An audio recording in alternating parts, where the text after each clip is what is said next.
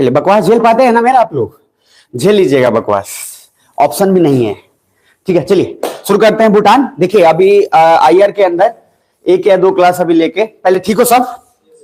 जो सब बोलो ऐसा ना, ठीक रहना, मतलब सब पीछे आगे सब ठीक रहना चाहिए। समझ में आ रहा है? इसलिए नहीं कि हाँ पीछे का बात लेके दिमाग में रखे हुए हैं। 2023 खत्म होने वाला है, तो अभी बहुत फालतू किस्म का शायरी आता है, जो फोड़ किस्म का शायरी होता है, वो आता है कि घर पे सोए थे तो पता नहीं चांद आ गया, वैसा कुछ करके, फिर सुबह उठा तो नया साल आ गया, पता नहीं क्या क्या, ऐसा कुछ करके। तो ऐसा ही कुछ होता है कि हाँ नहीं, कैसे था, कुछ था कि छत पे सोया था तो ख्याल आ गया, सुबह उठा तो नया साल आ गया।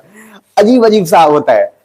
रिजोल्यूशन जरूर लेना, फिर से बोल दे रहा हूं, डायरी ले लेना भैया, डायरी आ चुका है, ठाकुर प्रसाद का डायरी ले लेना, उसमें डेट मेंटेन कर 2024 के पर्टिकुलर 1 तारीख को अपना रख लेना कि 2024 में कहां रहना है, लिख के रख लेना। शर्म आएगा तो डेडिकेशंस भी आते रहेगा धीरे धीरे, तो लिख के रख लीजिएगा, बाकी आपकी मर्जी। भूटान बाकी है, टारगेट ये है कि 11:30 तो इसको निपटा देना है। ठीक है, टारगेट लेके चलेंगे, आपका एनर्जी डाउन नहीं होना चाहिए, ठीक ठाक रहना खा पी के। तो क्या मैं शुरू करूं? सब बोलोगे, जो नहीं बोल रहा हूं ना सब समझ लेना, पाप लग जाएगा नया साल जाने से पहले। तो जोर से बोलना, यस और नो। अब सर आते हैं इसमें भूटान वाले में, मैं बता तो चुका हूं, लेकिन चूंकि फिर भी उसके बावजूद भी मैं बिल्कुल शुरुआत से आपको बता दे रहा हूं, क्योंकि जिम्मेदारी जो है अपना निभा के रख लेना ज्यादा फायदेमंद रहेगा, है ना। तो पहला है 2 नाम, हर जगह पे बुद्धिज्म का एक ना एक नाम था, तो मुझे पहले आप बताओ, उसके बाद शुरू करते हैं। म्यांमार में 2 नाम थे, कौन कौन थे? जिससे पूछेगा वही बताएगा। म्यांमार में 2 ऐसे नाम थे जिन्होंने स्प्रेड किया बुद्धिज्म को। भाई क्वेश्चन पूछना तो बनता है ना, कि खाली पढ़ाते रहे, क्वेश्चन पूछना तो बनता ही है। आगे आप भी सोच रहे हैं पूछता उसता तो है नहीं, ऐसे भी क्या पढ़ के चलना है। चलो, म्यांमार में 2 नाम था, नेपाल में भी एक नाम था, अब उसके बाद भूटान में भी एक नाम है। जिनको तीनों का नाम याद है, भूटान अगर अभी स्टार्ट नहीं हुआ तो दोनों का नाम याद हो, हाथ खड़े करें। मतलब भूटान का भी और नेपाल वाला भी और म्यांमार, जिसने बुद्धिज्म को स्प्रेड किया। तापुसा एंड भल्लिका कहां सुने थे? नेपाल में कि म्यांमार में? नेपाल में कौन सा नाम सुने थे? साक्या क्लान वहां नाम नहीं था। प्रभु रिवीजन करते रहिएगा, आपको पता नहीं चलेगा, आंख के नीचे से इतना सिलेबस हो जाएगा कि आइडिया नहीं लगेगा, और उसके बाद जो है जपते रहिएगा। उसके बाद पत्थर मुख बनिए। देखे थे ना कल पेपर था एसआई का, भेड़िया धसान भीड़, देखे थे? भेड़िया धसान भीड़। तो सर अगर आप भीड़ में रहना चाहते हैं तो जाइए, भीड़ से अलग होना चाहते हैं तो मेहनत करना पड़ेगा, नहीं तो भीड़ में रहना चाहते हैं तो रहिए। कोनो ट्रेन से धक्का दे देगा आपको, कोनो मार देगा, कोनो कुछ कर देगा, ये जनरल कॉम्पिटिशन वाला का मेंटालिटी है। चलिए भूटान शुरू करते हैं। तो प्रभु रिवीजन कर लीजिएगा, आगे बढ़े, बाकी आपकी मर्जी है। पहला नाम इसमें है पद्म संभव। आप लोग प्लीज अलर्ट रहना, अगर आप नहीं भी सुनोगे ना तो आज मैं इसको खत्म ही कर दूंगा, तो इसलिए पूरी जिम्मेदारी आपकी है कि आप अपने पर रिस्क ले लेना। क्लियर है? तो सर एक वीडियो में पूरा भूटान जो है निपटाना है। तो पहला सबसे फर्स्ट हिस्टोरिकल बैकग्राउंड की अगर बात करते हैं तो उसमें एक नाम मैंने पहले बोला, वो नाम क्या है? पद्म संभव। दिख रहा है नाम कहीं पे? तो पद्म संभव नाम आपको दिख रहा होगा। और मैं आप लोगों को चाइना के बारे में बता चुका था कि चाइना 1948 में आकर आजाद हुआ था, कि 47 में? 48 में, जब सिविल वॉर खत्म हुआ, सीपीसी और केएमटी पार्टी दोनों अलग, बताया था ना। ठीक है, चलो तब ठीक है। अब आगे आते हैं। तो सर एक नाम है पद्म संभव, बुद्धिस्ट मोंक जिन्होंने भूटान से कांटेक्ट किया लगभग 747 एडी में, और ये एक तरीके से इंडिया और भूटान का एक रिलेशन बना। क्लियर है? रीड आपको करना है, अलर्ट रहना। दूसरा, अगर हम एंशिएंट टाइम की बात करें तो भूटान पहले भी शांति देश था और शुरुआत से ही अलग रहता था, उसको ज्यादा मतलब नहीं था। दूसरा, मिडिएवल में आएंगे तो थोड़ा इनस्टेबल हो गया, बिकॉज 2 चीजें हो गई। पहला, एक तो इंटरनल कॉन्फ्लिक्ट हो गया किंग के साथ, और दूसरा चाइना में मैंने बोला था, पढ़ाया था आपको, एक मिंग डायनेस्टी, याद करो, एक किंग डायनेस्टी प्रभु पढ़ाया था। तो मिंग किंग जो है, ये लोग भी आपस में, ये लोग को बगल में था, ये लोग भी अपना जो है तहस नहस करना शुरू किया। आगे मॉडर्न टाइम्स की बात करते हैं तो एंग्लो भूटान वार, ध्यान से समझना। एंग्लो मतलब कौन? ब्रिटिशर्स। जब भी एंग्लो शब्द आए, जहां आंग्लो है, एंग्लो, वहां समझ लेना कि भैया ब्रिटेन की बात हो रही है। तो ब्रिटेन का लड़ाई हुआ भूटान के साथ, एंड उसके बाद ब्रिटेन ने एक कमाल की चीज करी, इधर ध्यान से समझना। ब्रिटेन ने भूटान पे कैप्चर नहीं किया, वो सिंपल बोला कि बेटा ऐसा है कि तू जहां पे है ना, ध्यान से समझना, ये लोकेशन भूटान है, इधर हिमालय का हिस्सा है, इधर जो है थोड़ा सा फुटहिल्स है, इधर अहोम किंगडम और इधर चाइना। तो ब्रिटिशर्स को सबसे ज्यादा डर थोड़ा सा चाइना से था, क्योंकि चाइना में जिस तरीके से वो करना चाहता था ट्रेड, उस तरह से नहीं हो पाता था, और वहां पे उसको एक इनसिक्योरिटी क्रिएट हो गया, किसको, ब्रिटेन को, कि चाइना आएगा तो दिमाग खराब करेगा, इसलिए उसने किसको कैप्चर किया, भूटान को। फिर से पूछ रहा हूं, भूटान को क्या उसने बफर स्टेट बनाया कि नहीं बनाया, बनाया। जिस तरीके से और किसको बनाया था, अफगानिस्तान को, किससे बचने के लिए, रसिया से, वैसे ही यहाँ पे चाइना को काउंटर करने के लिए भूटान को क्या बना दिया, बफर स्टेट। और भूटान को बोला सेम अफगानिस्तान की तरह लगभग लगभग, थोड़ा डिफरेंस, कि भैया तुम अपना शासन करो, हमको तुमसे कोई मतलब नहीं है, बस तुम चाइना को अपने यहां मत आने देना, बात खत्म। तो भूटान शुरुआत से क्या इंडिपेंडेंट था या गुलाम था, इंडिपेंडेंट था। और अभी भी वो अंग्रेज भी कैप्चर किए तो इंडिपेंडेंट है कि गुलाम है, इंडिपेंडेंट है। तो ओवरऑल अगर हम आएंगे तो इसमें एक ट्रीटी है 1910 का, जो एंग्लो भूटान का ट्रीटी हुआ, जिसमें बोला गया कि सर ट्रीटी ऑफ पुनाखा इसके अंदर एक आया, और ट्रीटी ऑफ पुना, याद रखना है, भूलना मत, treaty of Punakha signed and britisher said Bhutan की तुम लोग आराम से रहो, बस चाइना को आने मत देना। यहां तक क्लियर है, जोर से बोलो। तो यहां तक क्लियर है, यानी कि ओवरऑल हम देखेंगे तो इंडिया और भूटान में फिर एक कॉमन चीज है, क्या है वो, बुद्धिस्ट है कि हिंदुइज्म है, बुद्धिज्म है। उसमें एक नाम है पद्म संभव, ध्यान रहेगा यहां तक। उसके बाद आगे चलेंगे तो 2-3 चीज आपको मिलेगा, जिसमें ये मिलेगा कि बुद्धिज्म जो है स्प्रेड करने के साथ साथ अंग्रेज हमेशा से भूटान को इंडिपेंडेंट रखे हैं कि गुलाम रखे हैं, इंडिपेंडेंट रखे। बफर स्टेट बनाया लेकिन उस पर कोई जबरदस्ती दबाव नहीं डाला। ऊपर में 1-2 चीज लिखा हुआ है, ये बाद में भी आ जाएगा, कि जो भूटान का है, मैंने एक बार बताया भी था कि संविधान में भूटान का ये नियम है कि पर्टिकुलर इस एरिया में इतना जंगल होना ही चाहिए, ये संविधान में है, और संविधान में है तो कभी खत्म होगा नहीं। समझ में आ रहा है, तो ध्यान रखिएगा। तो भूटान में जब संविधान में मिला है कि हर क्षेत्र में कुछ जंगल होने ही चाहिए। और दूसरा मैंने भी बोला कि जापान भूटान वगैरह में रिलेशंस ये है कि अगर आप वहां पे जानते हैं तो 3-4 चीज बड़ा इंपॉर्टेंट है, क्या, कि अगर आपको ग्रेजुएशन का डिग्री चाहिए तो आपको उतना पेड़ लगाना पड़ेगा, तो फर्स्ट ईयर से ही आपको जो है पेड़ लगाइएगा, उस पेड़ को सींचिएगा, उसका प्रूफ दीजिएगा, तब आपको सर्टिफिकेट मिलेगा। तो ये अच्छा चीज है, तो इसलिए मैंने बता दिया आपको, क्योंकि इंटरव्यू में आप ये हर तरीके से बोल सकते हैं इन्वायरमेंट की तरफ से, क्योंकि आजकल सबसे बड़ा प्रॉब्लम इन्वायरमेंटल पॉल्यूशन है, डिग्रेडेशन है। तो आप एक आइडिया भी लगा सकते हो कि सर संविधान में हम ऐसा कुछ नियम डाल सकते हैं, नॉट इम्पोजेबल बट कुछ वैसा डाल दें ताकि लोग उसके प्रति, क्या है, देखो इंसान ऐसे मानता नहीं, इंसान ऐसा कोई काम करेगा नहीं, जब तक वो मरे नहीं जा रहा है ना, तब तक वो नहीं काम करेगा। जैसे आप कब आईएएस बनिएगा, सिंपल तरीका है, एक तरीका, जब आपके लिए मरना जीना हो जाएगा ना तो बन जाएगा। जब आपके लिए ये रहे ना कि नहीं कोई बात नहीं है तब भी हो जाएगा, तो नहीं बनिएगा, सिंपल सा तरीका है। भाई आप मुझे बताओ, सबसे ज्यादा खाना किसको मिलना चाहिए, जो सबसे ज्यादा भूखा है या जो सबसे कम भूखा है? कॉमन सेंस का बात, जो सबसे ज्यादा भूखा है उसको ज्यादा मिलना चाहिए, बात खत्म है। अगर आप में भूख कम है आईएएस के लिए तो आप क्यों बनिएगा, कोई और बनेगा जो ज्यादा भूख रखता है उस चीज के लिए। सिंपल है, कॉमन सेंस है, नेचुरल है चीजें। आपको आईएएस नहीं मिला, उसमें लोग कहते हैं इसलिए नहीं मिला क्योंकि आपका डिजायर स्ट्रॉन्ग नहीं था। अगर डिजायर स्ट्रॉन्ग नहीं है तो स्ट्रॉन्ग करिए कि मुझे यही चाहिए, हर दिन बोलते रहिए, हर दिन थॉट को आइडिया दीजिए, दूसरा कोई लॉजिक नहीं चलता है। इसीलिए क्या बोला कि भैया डिजर्विंग कैंडिडेट बाद का है। अरे डिजर्विंग अगर आईएएस बनना होता ना तो बहुत लोग को देखोगे जो डिजर्विंग उससे ज्यादा है लेकिन आईएएस नहीं है। बात भूख की है, भूख कितनी है कि हमको आईएएस ही करना है, उसका है डिजर्व। आपको क्या लगता है, आप कुछ वैसे लोगों को देखो जिसको आप देख के लगे कि इसको आईएएस होना चाहिए, कुछ वैसे मिल जाते हैं लोग, कुछ वैसे लोग इधर उधर आपको लगेंगे कि भाई ये उसको ऑफिसर होना है, लेकिन नहीं है वो। तो इसलिए इंपॉर्टेंट क्या है कि भूख जनरेट करिए, और भूख अगर आपके अंदर है कि हमको आईएएस बनना है तो बन जाइएगा। तो 2 चीज, ट्रीटी ऑफ पुनाका साइन हो चुका है, क्लियर है ध्यान से, ट्रीटी ऑफ पुनाका साइन हो चुका है, और ट्रीटी ऑफ पुनाका के तहत क्या बोला गया कि अंग्रेज जो है भूटान पे कब्जा करेंगे या फिर उनको अपने आप पे छोड़ देंगे, अपने आप पे छोड़ेंगे। यानी कि अभी तक आपको भूटान आजाद दिख रहा है कि गुलाम दिख रहा है, आजाद दिख रहा है, क्लियर है यहां तक, डन। अच्छा ईमानदारी से बोलना, कितने लोग आईएएस बनना चाहते हो हाथ खड़े करना। अब वो कैसा सवाल पूछिए सर, उसी के लिए आए और पूछ रहे हैं, इसके बावजूद ही पूछ रहे हैं, कुछ कारण है। अरस्तु का नाम सुने हैं, अरस्तु, बहुत सारा नाम आप सुनोगे उसमें। मैं थोड़ा सा फिलोसफी अभी क्लास ये सब अभी लोचा निकल जाएगा ना तो उसमें इंटरेस्ट है तो थोड़ा सा बताएंगे अलग से। तो जो एरिस्टोटल से लेकर प्लेटो से लेकर इन लोगों ने जितना सिद्धांत दिया है उन सारे सिद्धांत का मुख्य सार लगभग ये है कि इस दुनिया में हर कोई सक्सेस होने के लिए ही आया है, और ये you are born to be a successful person, आप जन्म ही लिए हैं सक्सेसफुल होने के लिए। बस इंपॉर्टेंट ये चीज है कि आपके लिए इंपॉर्टेंट क्या है, बस बात खत्म। अब जैसे क्या है कि जैसे बोले कि आपको सक्सेसफुल अगर होने के लिए है, उसके बावजूद भी कुछ लोग बैठ के आराम से खैनी मल के सुत रहे हैं, समझ में आ रहे हैं, तो भी सक्सेसफुल होंगे, क्या पता कहीं खैनी के डिपार्टमेंट में सक्सेसफुल हो गए। वर्ल्ड रिकॉर्ड बनाया कि एक दिन में इतना खैनी खा जाते हैं, ओठ में इधर भी रख लेते हैं ऊपर भी रख लेते हैं, चारों ओर से खैनी खाते हैं, बहुत लोग होता है। बीमल का तो छोड़ो, बीमल बहुत बिक रहा है। अब देखो बीमल नहीं बिकता तो पहले 2 आदमी आंख भोगता था, अब 3 आदमी आंख भोंकता है। भाई आप समझ में आ रहा है? तो विमल था पहले सबसे फर्स्ट में, 1 आदमी आंख भोंकता था, उसके बाद फिर थोड़ा आया तो 2 आदमी भोंका, अब 3 आदमी, अब पता नहीं देखो कितना आदमी भोंकेगा। अब वो भोंक भी रहा है, लोग खा भी रहे हैं, तो इससे बढ़िया और क्या ही चलेगा। खैर चलिए आते हैं इधर, ये सब जो भी है जैसे बिकता है तो होता है। कितने लोग विमल खाते हो? नहीं मतलब मैं सोचा सर्वे ले लेता हूँ एक बार। चलो कोई बात नहीं भैया, खाना मत, बेकार चीज होता है, ठीक है।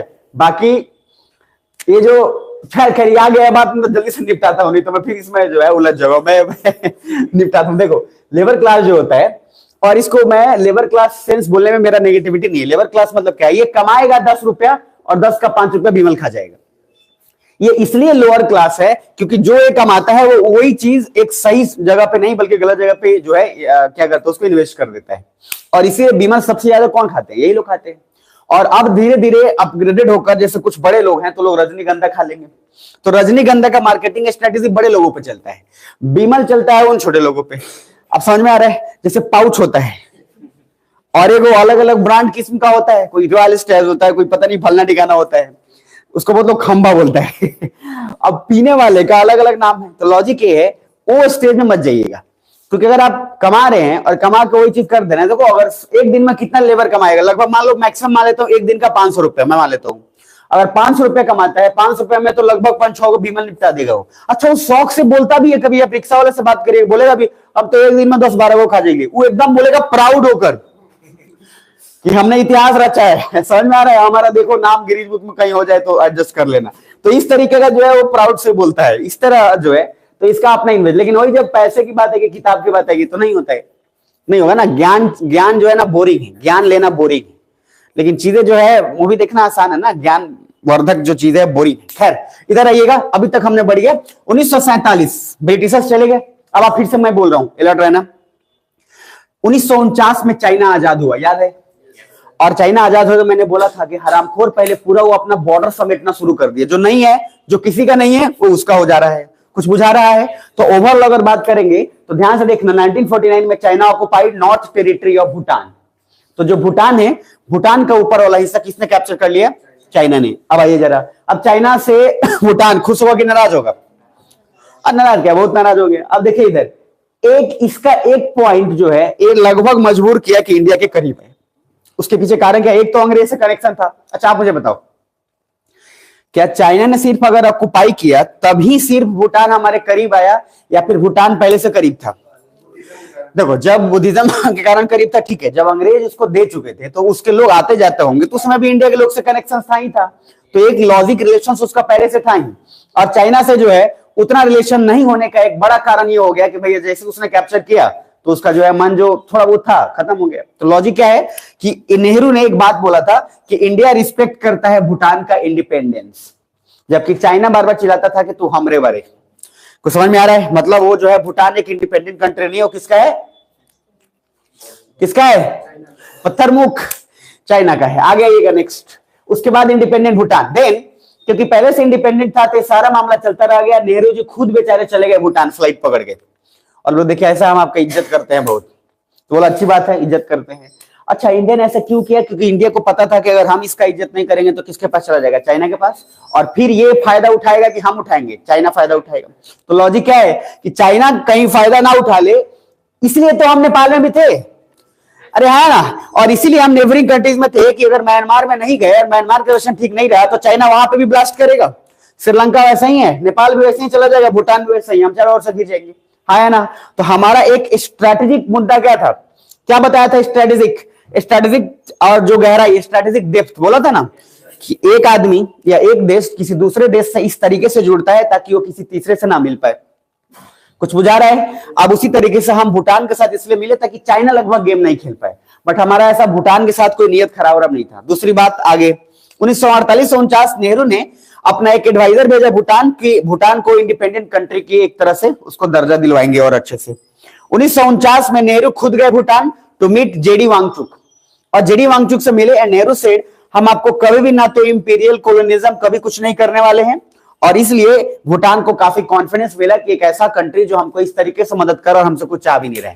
इस दुनिया में बहुत कम लोग होते हैं जो आपको प्यार करे और उसके बदले कुछ नहीं चाहे, बहुत लिमिटेड लोग हैं, अन्यथा सब लोग जो है कुछ ना कुछ शर्तें रख कर करते ही करते हैं, तो ऐसा लोग को छोड़िएगा मत।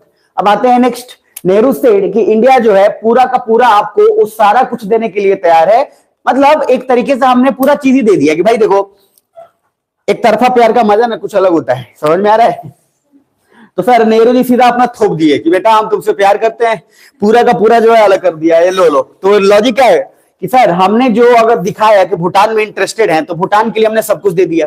भूटान भी बोला कि भैया अब मतलब क्या चाहिए। अब कोई आदमी सोचते रहे ना यो ठीक बा वो ठीक बा, तो थोड़ा इधर दे देते हैं थोड़ा उधर दे देते हैं, ऐसे में नहीं चलेगा मामला। इसलिए बोला एक पे न्यौछावर कर दीजिए, नहीं तो बस अकेले रहिए, बुझा रहा है। तो इसीलिए अब जरा ध्यान से समझिएगा कि अगर भूटान को हमने सब कुछ दे दिया, तो भूटान को कॉन्फिडेंस आने के पीछे कारण ही सिर्फ ये था कि इंडिया ने हमको बिना कुछ मांगे सब कुछ दे दिया। और देखोगे तो हमारा कोई इंटरेस्ट वाकई नहीं था। हम चाइना के लिए भले ही बोले, लेकिन ऐसा नहीं है कि चाइना को हम काउंटर नहीं कर सकते हैं, कर सकते हैं, लेकिन हम चाहते थे कि अगर हम इसको दे देते हैं तो इंडिपेंडेंट बन जाएगा, तो कोई दिक्कत भी नहीं है। हम नहीं करेंगे तो कोई और करेगा ही करेगा। तो ये हमारा एक आपको देखने को मिल जाएगा। तो क्या नेहरू जी का ये स्ट्रेटेजी आपको ठीक लग रहा है, बेकार लग रहा है? और सर आप नाम नॉन अलाइन मूवमेंट याद करिए, तो चाइना भी तो बगल में है और डोमिनो इफेक्ट भी हो सकता है। डोमिनो इफेक्ट क्या था? एक कंट्री जो है कम्युनिस्ट तो दूसरे को कम्युनिस्ट, चाइना भी तो उसको कम्युनिस्ट बना सकता था। तो सर हमने डोमिनो इफेक्ट को रोकने के लिए, हमने उसके बाद कोल्ड वॉर को ठीक ढंग से रोकने के लिए भूटान में अपने इंटरेस्ट दिखाया। और मैंने आपको कल ही पढ़ाया था फॉरेन पॉलिसीज के नेक्स्ट पहले वाले क्लास में, क्या कि नेहरू जी का नॉन अलाइन मूवमेंट इतना पॉपुलर हो गया कि वो एक मूवमेंट की तरह क्रिएट हो गया। बताया था ना, प्लीज अलर्ट रहना, दिमाग एकदम अलर्ट रखना, दिमाग मतलब जिंदा रखना। अब आते हैं यहां तक, आपको देखने को क्या मिलेगा कि भूटान का साउथ टेरिटरी की नॉर्थ टेरिटरी चाइना ने कब्जा किया है। साउथ कौन बोला है? नॉर्थ टेरिटरी, नींद से जागो। अब उसके बाद आते हैं नेक्स्ट। तो सर भूटान को ये ट्रीटी जो है जो किया है चाइना ने, वो पसंद नहीं आया, और जाहिर सी बात हो किसी को भी पसंद नहीं आने वाले। अब जरा इसमें देखिएगा फटाक से। अच्छा ये जो मैं करा रहा हूं ये ठीक है तरीका पढ़ाने का, या फिर इसमें बेकार है? ये ठीक है। पहले जो करा रहे थे ना तो उसमें थोड़ा सा डिफरेंस क्रिएट हो जा रहा था, क्योंकि बोलना पड़ रहा था और पीडीएफ। अभी चीजें थोड़ी आसान हो गई और जल्दी भी हो जाएगा। तो आपको मैं नींद नहीं ना आता है, नींद नहीं आना चाहिए। अगर नींद आ रहा है तो मैंने बोला था उपाय, आपको याद है ना? उपाय याद रखना है, कलम नहीं। कलम से नहीं भोगिएगा, ना ना ना, बड़का सुई, कलम नहीं, कलम से ही बहुत खुलेगा। खैर चलिए, 1949 Nehru and Bhutan and treaty of friendship पर साइन। अच्छा ट्रीटी ऑफ फ्रेंडशिप एक और से साइन हुआ था, किससे? नेपाल से कि जापान पर बोल रहा है? अरे भाई जापान तो पढ़ा भी नहीं हूं, गजब हाल है। चलो बहुत बढ़िया, जागो ग्राहक जागो। चलो भाई आप लोग कभी कभी ऐसा कर दे तो लगता है कि आप पढ़ाओ सर, हमको जो करना है हम करेंगे, जिन्हें कंपटीशन नहीं बनना है। समझ में आया है? चलो ट्रीटी ऑफ फ्रेंडशिप ध्यान से देखना। ट्रीटी ऑफ फ्रेंडशिप जो है साइन हुआ, उसमें पहला चीज बोला गया यहाँ पे लगभग हर कुछ, बात मत करना, कर लो बात कर लो, थोड़ा रुक देते हैं, बात कर लो। इधर देखना, ट्रीटी ऑफ फ्रेंडशिप जो उसमें ट्रेड, कॉमर्स, पीस, जस्टिस, लगभग सारा कुछ हो गया है। कुछ बुझा रहे हैं? लगभग हमने कुछ भी ऐसा छोड़ा नहीं है। तो जस्टिस की बात करते हैं तो हमने सोशल जस्टिस में भी भूटान की मदद करी। सुन लेना, 15 मिनट बाद हो सकता है 11:30 भी नहीं बजे, कहीं 10:45 में भूटान खत्म ना हो जाए, इसलिए आप बात करते रहोगे भूटान निकल जाएगा। तो थोड़ा अलर्ट रहना भैया। सोशल जस्टिस इंडिया भूटान की तरफ जो है सिंपल बोला कि वैसे ही मदद करेगा जैसे भूटान चाहता है, कोई भी हम उस पर दबाव फोर्स नहीं करेंगे। ये एक अच्छा चीज है, बहुत बहुत बढ़िया चीज है कि जिसको जैसा चाहिए वैसा करो। दूसरा, इंटरनेशनल जस्टिस में बोला कि हम जो है तुमको एक पहचान दिलाएंगे इंटरनेशनल मंच पे, क्योंकि तुम्हारा पहचान नहीं है। अच्छा इंटरनेशनल मंच पे पहचान देने का फायदा क्या होगा? सारा कंट्री उससे ट्रेड करेगा, सारा कंट्री बिजनेस करेगा, तो उसका जीडीपी भी ग्रोथ होगा। तो हमने बहुत सारा कुछ, तो हमने क्या किया, यूएनजीए याद करो, मैंने बताया था दोनों में डिफरेंस, यूएनएससी और यूएनजीए। यूएनएससी के मेंबर तो अपन खुद ही नहीं है, यूनाइटेड नेशन जो आपका है, और उसमें सिक्योरिटी काउंसिल में नहीं है। तो यूएनजीए पे हमने बोला कि तुमको ले चलते हैं और तुमको एक आइडेंटिटी मिलेगा। हम लेकर गए, भूटान को हमने पहचान भी दिलाया, और भूटान वहां पे जो है एक तरीके से यूएनजीए का सदस्य बना। और उसके बाद 1971 में इंडिया ने भूटान को काफी सपोर्ट किया। अच्छा 1971 वो दौर जब भारत का वो चीज था जो सबको लग रहा था कि नहीं ये शांत नहीं रह सकता है, मार भी सकता है, समझ में आ रहा है? और वो एक तरीके से बहुत फायदा भी किया कि इंडिया को एक नेक्स्ट लेवल पे पहुंचा दिया। कभी कभी नहीं होता है रॉकी भाई टाइप लोग, जानवर लोग ज्यादा मूवी हिट हो जा रहा है, पारिवारिक मूवी जो है नहीं हिट होता है तो जानवर ज्यादा हो जाता है। पता है ना आपको, नए जानवर आए हैं, हाँ तो गुड इंग्लिश में अपना अपडेट कर लीजिएगा। देखिए बांग्लादेश को हम कोवर्टली सरोगेट कहते हैं, ये वर्ड पूछा था ये प्रीलिम्स में, कोवर्ट सरोगेट क्या होता है, तो ये बताया हुआ हूं फिर भी आपको। तो सर कोवर्टली सरोगेट का सिंपल मीनिंग होता है कि एक तरीके से, मैंने बोला ना सरोगेट आपको बार बताया था, जैसे सरोगेट मदर्स होते हैं कि आपका क्या है, बच्चा आपका नहीं रहेगा, बच्चा सिर्फ आपके जो है उसमें कैरी करेगा, लेकिन वो बच्चा किसी और का होगा, और कैरी कोई थर्ड पर्सन कर रहा है, उसको सरोगेशी बोलते हैं। तो लॉजिक है, हम बांग्लादेश को इसलिए बोल रहे हैं सरोगेट क्योंकि इसके पीछे कारण है, बांग्लादेश को हम जैसे चाहें उस तरीके से इस्तेमाल करते हैं, ऐसा है मतलब ये नहीं है उसका नेगेटिव सेंस में, हम करते हैं क्योंकि सर बांग्लादेश और हमारा रिलेशन उस लेवल पे है। अरे याद करो, बांग्लादेश नेशनलिस्ट पार्टी खालिद जिया, और इधर कौन है एक और पार्टी, आवामी लीग शेख हसीना, तो हम उस तरह से इसलिए एक बात याद रखिएगा उसको कहते हैं। आगे, ट्रीटी ऑफ फ्रेंडशिप के तहत इंडिया ने भूटान को इंडिपेंडेंट प्लस सोवरेन भूटान माना, और उसके बाद टेरिटोरियल इंटीग्रिटी के लिए हमने उसको जो पहचान दिलाया। अब इससे सबसे ज्यादा इनसिक्योरिटी किसको हुआ, चाइना को, क्योंकि चाइना सोचा कि भूटान भी इंडिपेंडेंट हो जा रहा है, सब मामला खत्म, हमारा जो उसका जमीन है वो भी फिर देना पड़ेगा, और इवन ये मंच पे इंडिया लेके पहुंचा दिया। अब आप मुझे बताओ, चाइना को सबसे ज्यादा इनसिक्योरिटी इस बात से हो रही है कि भूटान इंडिपेंडेंट हो रहा है, या इस बात से हो रहा है कि इंडिया की वजह से हो रहा है?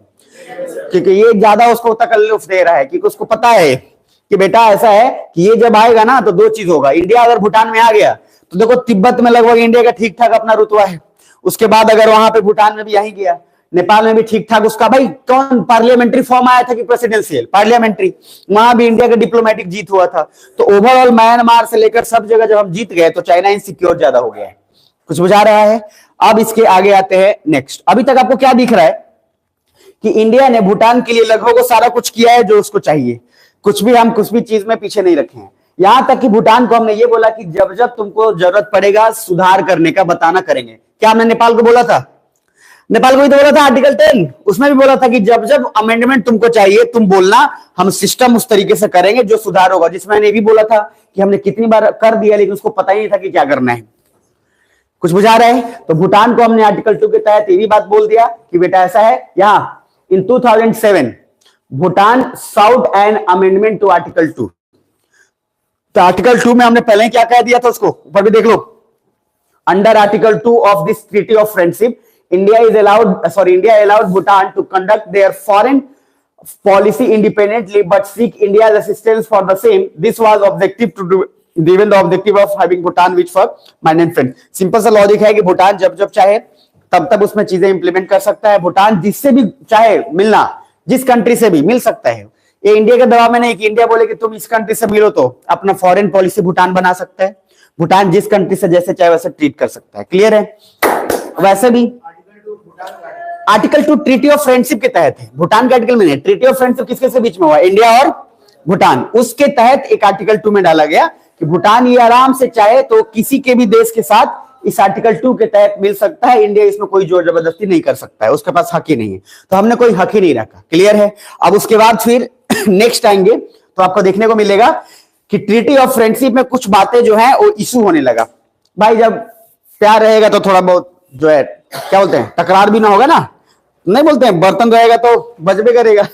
अब कस के बजे वही दिक्कत वाला बात है, कस के नहीं बजना चाहिए, थोड़ा बहुत बजेगी पता ना चले। अब ऐसा बजता है कि घर वाले को छोड़ो बगल वाले को पता चल जाता है, ये नहीं होना चाहिए। कुछ घर बड़ा पॉपुलर है, 10 दिन तक लड़ाई नहीं होता, सब लोग कहे ना भेला का लड़ाई। यहाँ समझे कुछ घर इस तरीके से अपना छवि बना लिया है, कुछ टोला इस तरीके से छवि बना लेता है कि सर दिमाग जो है नहीं होता है, तो सब जाकर लोग पूछते हैं कि कहा फिर सब ठीक बा कि ना, लड़त खाए नहीं लोगों ये होता है। खैर चलिए, भगवान करे ऐसा ना हो। अब आते हैं issue in treaty of friendship. क्या क्या इशू हुआ? पहला, अभी तक क्या दिख रहा है? घी दूध की नदियां बह रही कि नहीं इंडिया भूटान के साथ?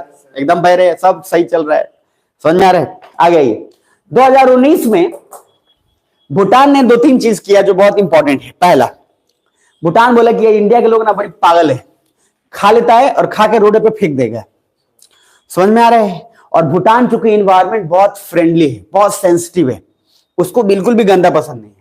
इंडिया के लोग कुरकुरे जहां खाएगा वहीं पे फेंक देगा, रोड पे खाएगा। अच्छा रोड पे मतलब साइड में खा रहा है लेकिन ले आकर रोड पर फेंकेगा। कुछ लोग वैसे ही बस वाले इंतजार करते रहते कि कब खाली रोड मिले कि फेंक दे। तो इस तरीके का जो स्प्लर्ज टूरिज्म है, बेमतलब का खर्चा और बेमतलब का इधर उधर स्प्लिटर कर देना, ये भूटान को पसंद नहीं है। भूटान ने अलाउ खूब किया कि आइए लोग, हम हमारा लोग भी भर भर के चल गया कि सस्ता जो है मिल ही रहा है, सस्ता में नेपाल जा रहे हैं, चले गए। जैसे भूटान में गए इतना ना टूरिज्म स्प्रेड हुआ इधर। Bhutan is not against tourism but exploits tourism. और भर भर के लोग जाते थे और जहां तक सब कुछ फेंक देते थे, इसलिए मामला बेकार हो गया। भूटान का और हमारे साथ ट्रीटी ऑफ कौन सा एक्सट्रेडिशन ट्रीटी साइन है, और तभी भूटान लोग जल्दी नहीं जाते हैं। लेकिन हमको साइन बाद में मजबूरन करना पड़ा, क्योंकि हमारे लिए खतरा हो गया था। क्योंकि जो असम में उल्फा वगैरह बना था ना, अब ये क्या करता था, ये वायलेंस करता था असम में, इंडिया में, और चुपचाप भाग जाता था उधर, जैसे नेपाल में भाग जाते हैं लोग। कुछ बुझा रहे हैं? तो सर इंडिया ने सोचा कि पहले भाई इससे एक्सट्रेडिशन ट्रीटी साइन करो, क्योंकि उल्फा हमारे लोग नहीं बल्कि वो लोग भी हैं जो चाइना से काफी ज्यादा प्रभावित हैं, और चाइना उनको गेम खिला रहा है। समझ में आ रहा है? तो जो है United Liberation Front of Assam, ULFA, और भी बहुत सारे असम के अंदर संगठन बने हुए थे, लेकिन उल्फा उसमें पॉपुलर हो गया, जिसमें गवर्नमेंट को रन करने में काफी दिक्कत करी। क्या जिंदा हो सब? तो हमने क्या भूटान के साथ एक्सट्रेडिशन ट्रीटी किया? क्या किया? प्लीज अलर्ट रहना। हमने एक्सट्रेडिशन ट्रीटी भूटान के साथ किया कि नहीं किया? किया। और भूटान के साथ एक्सट्रेडिशन ट्रीटी हमने बाद में जाकर किया। उस समय उसके पीछे कारण था, क्योंकि एक्सट्रेडिशन ट्रीटी करने से पहले सारे क्रिमिनल्स, सारे टेररिस्ट जो भी थे, वो इंडिया में वायलेंस कर भूटान भाग जाते थे। तो हमने भूटान को इस तरीके से किया, और भूटान को हमने समझाया भी, 2-3 तरीके से समझाया कि बेटा ऐसा है, आतंकवाद किसी के नहीं होते, क्रिमिनल किसी के नहीं होते, तो दोनों मिलकर जो है समझौता कर लेते हैं, नहीं तो सर दोनों बर्बाद होंगे। भूटान एग्री कर रही है, लेकिन हरामखोर पाकिस्तान काश एग्री कर जाता, वो भी नहीं किया। तो लॉजिक क्या है? पहला आपको प्रॉब्लम ये देखने को मिलेगा कि पहली बार भूटान ने ये बोला कि साहब आप लोग आते तो है यहाँ पे, लेकिन आप लोग कांड करके चले जाते हैं, और पूरा का पूरा गंदा उंदा करके चले जाते हैं। अब की बार आइएगा झाड़ू वापिस से मरवाएंगे, क्योंकि मोदी जी स्वच्छ भारत का शुरुआत किए हुए हैं। लॉजिक पहला प्रॉब्लम देखने को मिलेगा। दूसरा उल्फा वाला प्रॉब्लम देखने को मिलेगा, जो इजिली असम से भूटान चले जाते थे। अच्छा आप मुझे बताइए, गुंडा तो किसी का जब है नहीं, तो असम से भूटान जाएगा तो भूटान के लिए भी तो सर दर्द बनेगा, तो उसके लिए भी एक दिक्कत होने लगा। तीसरा सबसे important, lack of balance because India by land at primary level. अब इंडिया वहां पे लोग गए और वहां पे ऐसा ऐसा जगह पे जमीन खरीद लिए जो होटल्स के लिए, रेस्टोरेंट्स के लिए बहुत और मतलब अच्छा हो, और टूरिस्ट वहीं पे आते हैं। तो सोचो इंडिया का आदमी भूटान में जाकर जमीन खरीद लिया, और मेन लोकेशन पे खरीद लिया।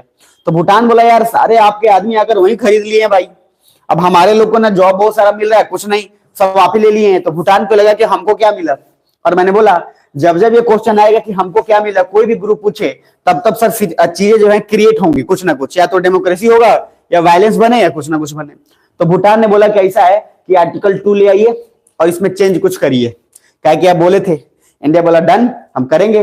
लेकिन एक आपको एक प्रॉब्लम देखने को मिलेगा, क्या कि सर इंडिया और भूटान में 3-4 चीजों की वजह से इशू हो गया ट्रीटी ऑफ फ्रेंड्स में। क्या क्या? पहला बोलना सबसे फास्ट। तो सबसे फास्ट क्या हो गया कि सर एक तो जो टूरिज्म, स्प्लर्ज टूरिज्म जो होने लगा कि लोग जाकर बेर्स का बेकार बेकार का खर्चा करने लगे हो।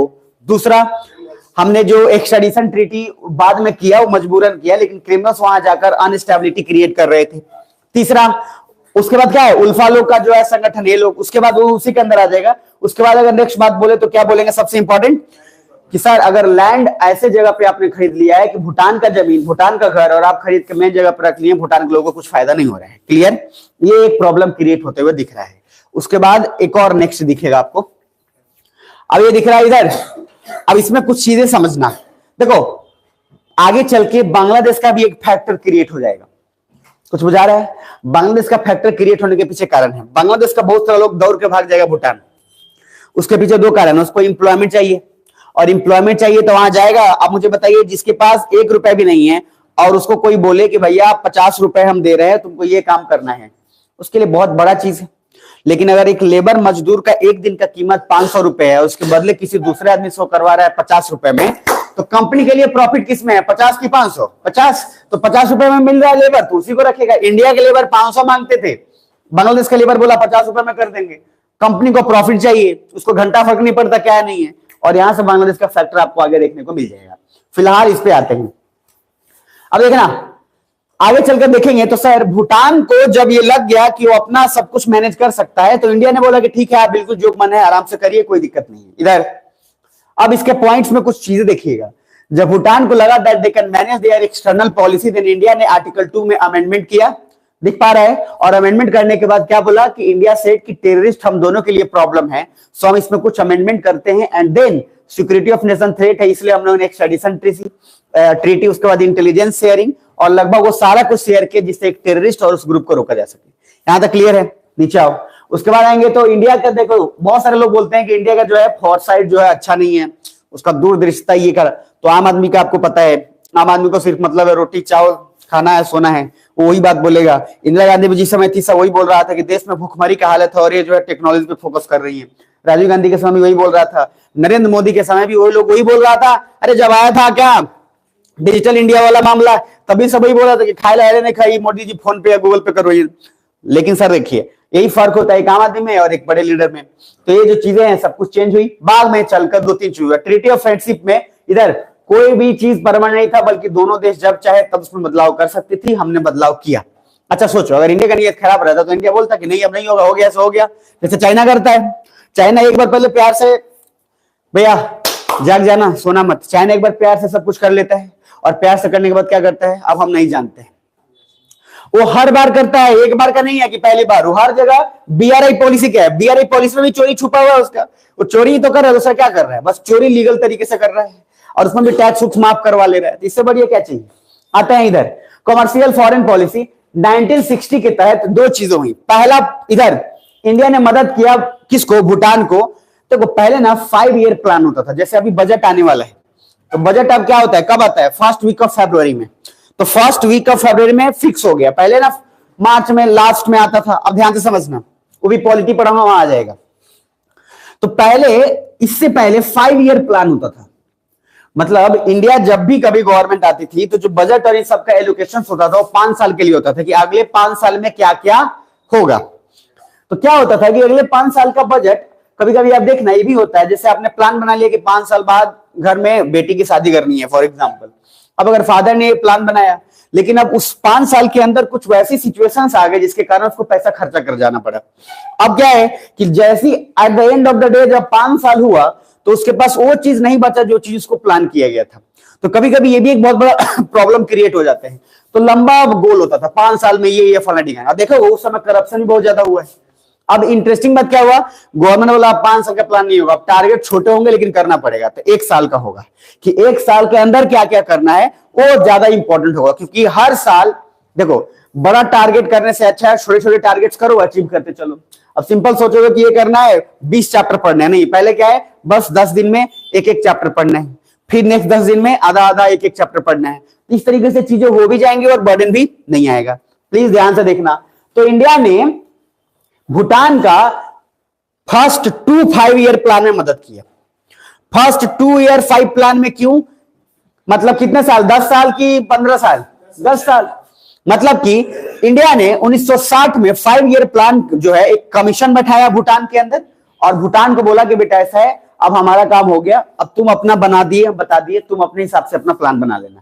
तो इंडिया ने फर्स्ट 5 ईयर प्लान में उसको हेल्प किया। कुछ समझ में आ रहा है, क्योंकि उस समय हमारे भी यहाँ भी क्या चलता था 5 ईयर प्लान। अच्छा हमारे यहाँ अगर उस समय चल रहा होता साल भर वाला बजट वाला, तो क्या हम उसको 5 ईयर का प्लान बनवाते, क्या नहीं बनवाते। समझ में, वो उसी हिसाब से अगर इस तरह से बनवाते तो फिर तो मामला ही बेकार हो जाता है कि हम कुछ और बोल रहे हैं, हम कुछ और कर रहे हैं और किसी और को कुछ और बोल रहे हैं। तो ये तो चीज कभी भी प्रैक्टिकली हिट ही नहीं कर पाता।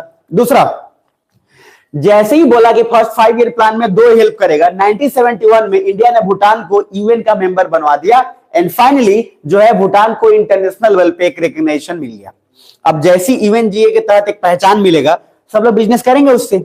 तो लगभग उसके बावजूद भी 80% का बिजनेस भूटान किसके साथ करता था, इंडिया के साथ, और बाकी 20% किसके साथ, पूरे वर्ल्ड के साथ। आगे इंडिया का ज्योग्राफिकल लोकेशन भी फेवर करता है चाइना से, क्योंकि सर मैंने अभी बताया था आपको कि भूटान जहां है उसके बीच में हिमालय फिर चाइना, कुछ समझ में आ रहा है। इधर आपका फिर एक फुट हिल्स हो गया, इधर जो आपका होम किंगडम हो गया। तो इंडिया के लिए भूटान में जाना, या भूटान में जिस तरह से नेपाल हमारे लिए इजी है वैसा ही भूटान में भी इजी है। कुछ समझ में आ रहा है, ये ज्योग्राफिकल लोकेशन। तो हमने उसको बहुत तरीके से मदद भी किया, और बिजनेस यहां तक क्यों, आप मुझे बताओ, जब आपको कोई सामान चाहिए और सामान बगल में मिल जा रहा है तो पाकिस्तान जाके लाने की क्या जरूरत है। कुछ समझ में आ रहा है। अब आपको क्या चाहिए, आपको चाहिए भैया एक चीज कि भैया ऐसा है कि टोपी चाहिए। अब टोपी चाहिए, टोपी आपके बगल में मिल रहा है घर के, लेकिन आप टोपी खरीदने के लिए कहां जा रहे हैं कि नहीं हम जाएंगे कहां, कोई भी मॉल ले लो जो वहां से लगभग मान लो 8 किलोमीटर 10 किलोमीटर दूर है। तो ये बेवकूफाना हरकत ही होता है, दूसरा कुछ नहीं। तो लॉजिक ये है कि अगर आसानी से मिल जा रहा है तो 80% बिजनेस भारत के साथ ही कर लेते हैं, क्या दिक्कत है। अब सर अमेरिका तो इतना दूर से आएगा नहीं, कि आएगा और आएगा भी तो इन्वेस्टमेंट करेगा, उसमें टाइम लगेगा। आगे चाइना। उसके बाद देखना 2006 के अंदर भी India Bhutan agreement on trade and commerce ये पहले से भी चल रहा था। अब बस ऑफिशियली हमारा बिजनेस 80% लगभग हो गया। ऐसा थोड़ी है कि भूटान का जो बेसिक नीड की जरूरत थी, रोटी चावल ये सब कुछ, वो इंडिया ही दे रहा था। उपजा अपने आ रहा था, उसको भेज भी रहा था, और कोई टैक्स भी नहीं ला, कोई टैक्स भी नहीं ले रहा था। आगे चलकर भूटान के लोगों को इंडिया में बुला रहे हैं, उनको भी कोई टैक्स नहीं ले रहे हैं। वो आकर यहाँ कंपनी शुरू करे, फैक्ट्री, हमने कोई टैक्स नहीं लिया। देखो हमारा नियत अगर खराब रहता तो नियत खराब रहता तो नियत खराब वाला आदमी क्या करते हैं, सुनना ध्यान, क्या बोलेगा, हम सब किसी से 10 रुपए लेते हैं लेकिन आपसे 2 रुपए लेंगे, काहे कि आप हमारे अपने। ये जो अपने वाला आदमी नहीं और वो काटता है, कुछ बुझा रहे हैं, समझ में आया है। अब जैसे ही आपको मान लीजिए किसी ताऊ फुआ फूफा जीजा साला मामा जिसका भी दुकान हो, समझ में आ रहे, उस दुकान में जैसे आ रहे आई है मेहमान, बैठी बैठी, मेहमान के काटे के बाद अब समझ में आ रहे, मेहमान को साइड में बैठा देंगे, बोलेंगे 10,000 बस, रउआ लाना था, रउआ जानते बनी आप, फिर दूसरा केस लोग 22,000, समझ में आ रहा है। तो हाँ मतलब इतना अच्छा उन्होंने क्या किया, आपसे पैसा भी कमा लिया और एहसान भी ये दिखा दिया कि हमारे वजह से जो है दाम सस्ता हो गया। आपको भी तसल्ली नहीं मिला तो आप सामान लेने के बाद फिर दूसरे दुकान में जाके पूछ लिए, वो कह रही तो 3,000 के सामान है। आप समझ में आए भाई, तसल्ली आपको भी तो नहीं मिला ना, आपके अंदर भी चुल मचा हुआ है कि मतलब 10,000 का सामान लग तो नहीं रहा है, लेकिन मेहमान का बात है तो मेहमान का बात है तो रहता है। और कुछ लोग थोड़े होते हैं हाँ तो नहीं लेडीज का बार्गेनिंग भैया, उस पर कभी शक नहीं करिएगा, समझ में आ रहा है। तो 2 चीज याद रखिएगा, 2 चीज पे कभी शक नहीं करते, एक पहले है लेडीज का बार्गेनिंग और दूसरा हम बताएंगे नहीं आपको। अगर इस पर शक किए तो मारे जाएंगे आप। लेडीज का बार्गेनिंग ऐसा है, ऊपर से चिल्लाते हैं 3,000 रुपए से कम ना बहुनी, 3,000 रुपए कम ना कर, 100 रुपए में दे दो। अरे भाई वो कह रहा है बबनी माफ करिए। अब जो है ये बार्गेनिंग कहां से कहां, मतलब पूरा का जीरो ही हटा दिया, और जीरो में हटा के पहले नंबर 3 को 1 कर दिया। अब सोचा 3,000 और 100 रुपये में कितना डिफरेंस है, अब वो क्या बेचेगा, वो उसका हिम्मत ही टूट गया। लेकिन कभी कभी चीजें वो कह रहे कि हमसे ना हो पाई। अच्छा कुछ चीजें ऐसी हो जाती है, कभी कभी मामला हिट भी तो कर जाता है भाई, कभी कभी हिट भी तो कर जाता है, और हिट कर जाता है तो बगल वाला देख रहा था आपको, एक कैसा आदमी मारे 3,000 का 100 रुपये में ले लिया, मजा की बात थोड़ी ना है। तो इसीलिए वो सब भी जो है रहता है। अब दुकानदार भी बेवकूफ तो है नहीं, वो तो ऐसा नहीं है कि अपना नुकसान करके बेचेगा। कोई कोई सीरियसली बोल देता है कि बबली देखा ये पर मात्र 100 रुपये बा, 10 रुपये बढ़ा के दे दे, 110 रुपया, मैं 10 रुपये बस कमाएगा। कुछ लोग बोलते हैं ऐसा भी, तो बोल देता है भाई कि इतना ही है, इतना में आ जाएगा। लेकिन सर क्या पता वो 20 रुपया को, दुकानदार थोड़ी ना बेवकूफ है यार, दुकानदार भी तो तेज है। इसलिए देखोगे आमतौर पर लहठी के दुकान में और जितने भी जो श्रृंगार वगैरह दुकान में जनरली लेडीज नहीं बैठती हैं, जनरली नहीं बैठती हैं। वो बैठेंगे भी तो पैसा वाला दाम का हिसाब वाला वो मर्दा करेगा, समझ में आ रहा है, लेडीज नहीं करेगी। क्योंकि लेडीज को पता है कि अगर वो दाम काम करेगी और उसके बाद जब मामला फंसेगा तब एक पति जो है तब अपने अपने पत्नी देव को आगे सामने कर देगा, और सामने कर देगा अब तू फरी आओ, कहे कि उससे पहले तक जो दाम का है वो अलग लेवल का हो, क्योंकि दोनों एक दूसरे को जानते हैं। तो इस तरीके का मामला हो जाता है। But rarest of rare case में ऐसा होगा कि मर्द बार्गेनिंग ठीक से करे। मर्द क्या परेशान हो जाता है, हेलो ना जितना मैं लेके चलो, और उसके बाद औरत उसको समझाएगी, वो तो समझ में ना वाले, पूरा केस उड़ के दिमाग में आएंगे। अब इतना ना उसको बोलेगा, मर्द बोला ठीक है जो तुमको करना है कर लो, हम तो साइड में बैठ जाते हैं। इसलिए शॉपिंग इंडिया में सबसे फेवरेट चीज है। और मर्द लोग जब भी शॉपिंग करने जाता है तो सोचता है कि जरूर वो कुर्सी मिल जाए साइड में कहीं, कि उसको पता है कि मामला जो है निपटने वाला है। और मॉल जब से आया तब से कम वक्त बैठने के लिए भी जगह नहीं मिलता है भाई। मॉल में जाते हैं तो मॉल में कोई ना कोई ऐसा जगह मर्द अपना टिकाने के लिए रखेगा कि कहाँ मिल जाए कि बैठ जाए। और आराम से वो अंत में एक बात जरूर बोलेगा, होनूंगे लब सब ना, और कुछ बाकी बात ले ली, ये जरूर बोलिएगा, तब फाइनली होगा। आइएगा लास्ट। तो सर इंडिया में शॉपिंग बहुत बहुत ज्यादा फेवरेट है, और शॉपिंग के वजह से ही तो है कि भूटान भी परेशान है। स्प्लर्ज टूरिज्म का मतलब ही है कि यार जितना हो गया कितना करना है यार, जितना हो गया ले लो, क्या दिन भर मतलब कुछ लोग गए और एक कपड़े के लिए पूरा का पूरा 8 घंटा व्यतीत करके आ रहे हैं, तो फालतू का काम ही तो है, दूसरा क्या है। लिए क्या एक शर्ट पैंट और 8 घंटा पूरा पूरा छान भरे मोतियारी, और लेकर ऐसा उसके बाद आया कवाड़ी टाइप का, समझ में, जिसका कोई आइडिया नहीं था, वो पहले घर के बगल में मिल जाता। तो कर इतना फिर भी क्या है, उनका आदत है कि नहीं 8 घंटा बर्बाद करके आएंगे ताकि लगे कि शॉपिंग किए हैं। खाना भी नहीं खाएगा सब, ये भी प्रॉब्लम है। शॉपिंग करने जाएगा सब भूखे एकदम, पूरा दिखेगा एकदम भालू की तरह दिख रहा है, पूरा धूरा मर दिखा, खाना नहीं खाएगा, लेकिन वो बचा के रखेगा, पहले कपड़ा ले ली फिर खाना वो देखल जी खाना हो, तबियत खराब होगा तब मजा आएगा। तो लॉजिक ये है कि इंडिया ने हर तरीके से मदद किया। और मुझे बताइए क्या उन्होंने फर्स्ट 5 ईयर प्लान में मदद किया या फिर फर्स्ट 5 ईयर प्लान में मदद किया? दो, मतलब कि 10 साल। और 10 साल में मदद करने के बाद में सर इंडिया ने सिंपल बोला कि अब तुम्हारा पहचान हो गया, तुमको जिससे चाहिए उससे जुड़ो, हमको कोई दिक्कत नहीं। क्लियर है यहां तक? तो आप मुझे बताओ, इंडिया एक तरीके से पाल ही तो रहा है भूटान को, हर तरीके से एक तरह से बैठा के एक बच्चे की तरह उसको सृजन ही तो कर रहा है, दूसरा और कुछ नहीं। और भूटान को इस तरीके से करने के बाद में नेपाल क्या कहता है? हरामखोर। नेपाल उसके बाद ही, नेपाल क्या कहता है कि इंडिया जो है कैप्चर कर लेगा, श्रीलंका क्या कहता है कैप्चर कर लेगा। उसको समझना चाहिए।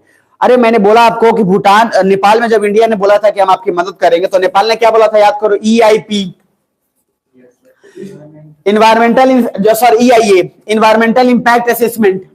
बोला था ना कि हमको सर पता नहीं है कि इन्वायरमेंट पे क्या होगा, इसलिए हम फैक्ट्री लगाने नहीं देंगे। जबकि इंडिया ने क्या 80,000 मेगावाट कैपेसिटी बताया था कि नहीं बताया था? 80,000 मेगावाट का कैपेसिटी है कि बिजली उत्पादन कर सकता है। कौन? नेपाल। लेकिन 800 भी नहीं मेगावाट वहां पे उत्पादन हुआ। और बाद में मुझे बताइए, नेपाल में गवर्नमेंट फेल हो गई थी तो बाद में क्या सहारा लिएगा? प्राइवेट का। अरे प्रभु ये सब पढ़ा चुका हूं। तो प्राइवेट कंपनी सहारा लेकर फिर वहां पे फिर जो है लगभग 33,000 मेगावाट तक बनाने की कोशिश करी, जिसमें क्या बोला था कि 10,000 मधेसी के लिए, 10,000 ऊपर, ये सब बता चुका हूं। आगे आइए। अब इंडिया ने भी भूटान को हर तरीके से मदद किया, और भूटान को जब मदद किया और बोला कि यार तुम भी तो अपर राइपेरियन हो, तुम्हारे यहां से बहुत सारा नदी आता है, तुम्हारे इलेक्ट्रिसिटी हम तुम्हारे यहां भी कर देंगे, क्या दिक्कत? तो भूटान एग्री कर गया। लेकिन भूटान पहले बोला कि भैया बहुत सारा ज्यादा नहीं कर सकते क्योंकि इन्वायरमेंट फ्रेंडली है ये। बट फिर भी उसके बावजूद इसने बहाना नहीं मारा, और उसके बाद भूटान डेवलपमेंट हुआ, जिसके कारण ठीक हुआ। तो भूटान पहले यहाँ इंडिया वाला भी दिया था इसको जनरेटर, पहाड़ में इतना ना आवाज करता था कि भूटान वाला इक्का दे दिल भैया, समझ में आ रहे। लेकिन फिर भी इलेक्ट्रिसिटी रहता था। कुछ समय के बाद एहसास हुआ भूटान को कि नहीं आप बताइए। देखो इंडिया ने भूटान को भी पहले बोला, भूटान बोला देखिए हम लोग ऐसा है, पेड़ नहीं कटेगा, पेड़ नहीं कटना चाहिए बस। इन्हें बोला ठीक है, तो बिजली चाहिए? बोला हाँ चाहिए। पेड़ भी नहीं कटना चाहिए? बोला नहीं। तो एक काम करो जनरेटर ले जाओ। और जनरेटर फटफटैया दिया था, वो कम आवाज वाला भी हो तो नहीं दिया, नहीं होता है, हैंडल मारा, इतना आवाज की कि 10 घर का लोग जो है सब समझ गया कि फला राम खिलावन यादव के जनरेटर चल गया। आप समझ पा रहे हैं? इतना पहाड़ में आवाज गूंजा कि भूटान का रात का नींद आराम हो गया। जैसे नेपाल वाला का भी हराम, लेकिन नेपाल वाला उसके बावजूद भी बोला कि हम सो लेंगे लेकिन बनवाएंगे नहीं। भूटान वाला कहा प्रभु दूसरा रास्ता बताइए। तो बोला कि एक ऐसा है कि अब तुमको हम पावर जो है बताएंगे कैसे हाइड्रो पावर जनरेट किया जाता है, रेडी हो? बोला हाँ रेडी है। तो भूटान को इलेक्ट्रिसिटी बनवा दिया। इलेक्ट्रिसिटी इतना जनरेट हो गया भूटान के पास, ध्यान से समझना, शुरुआत में नहीं था। तो इंडिया अपने जगह से देता था इलेक्ट्रिसिटी। बोला कि डीजल नहीं चाहिए, डीजल जनरेटर नहीं चाहिए? बोला नहीं चाहिए। बोला कि ठीक है। तो वेस्ट बंगाल से वो इलेक्ट्रिसिटी जो उत्पादन होता था वहां से वो उसके पास सप्लाई दे देता था। किसको? भूटान को। कुछ बुझा रहा है? भूटान बोला ये ठीक है, लेकिन फिर भी इनफ नहीं होता था भाई, इंडिया को भी तो चाहिए, इंडिया में भी इतना भी ज्यादा तो नहीं हो गया है कि उसको अपने से एडजस्ट हो पाए। बोला कि ठीक है डन। कुछ समय बाद जब प्रोड्यूस करने लगा भूटान, तो भूटान बोला मेरे पास बहुत हो जा रहा है, मन भर जा रहा है। समझ में आ रहा है? अब जो बच रहा है हम चाहते हैं हम आपसे बेचे। इंडिया बोले तो बड़ा बढ़िया काम कर रहा है, समझ में भाई हम ही सिखाए, हम ही सब कुछ किया, अब जो बच रहा है किससे बेचेगा? हमसे।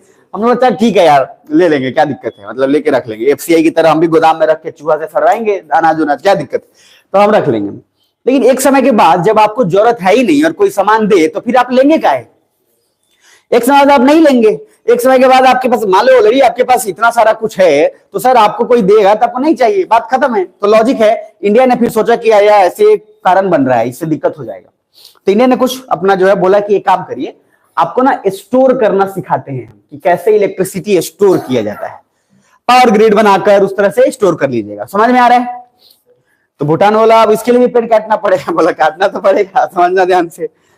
तो आगे चलकर इंडिया अपना सब कुछ स्टोर करके रख लेगा। भूटान के पास समस्या ये हो जाएगा कि भूटान जब उत्पादन करने लगेगा आगे चलकर फिर बचेगा नहीं। देखो इधर क्यों, भूटान में गर्मी ज्यादा पड़ता होगा कि ठंडी? ठंडी जबरदस्त पड़ता है, कड़ाके का जिस समय जिस लोकेशन पे है वहां पे पड़ता है। अब मुझे बताइए, गर्मी बहुत कम शॉर्ट ड्यूरेशन के लिए होता है लगभग, बाकी तो ऐसा ही होता होगा। तो गर्मी में उसके पास पानी का बहाव कम से कम रहेगा क्योंकि पानी जमेगा नहीं।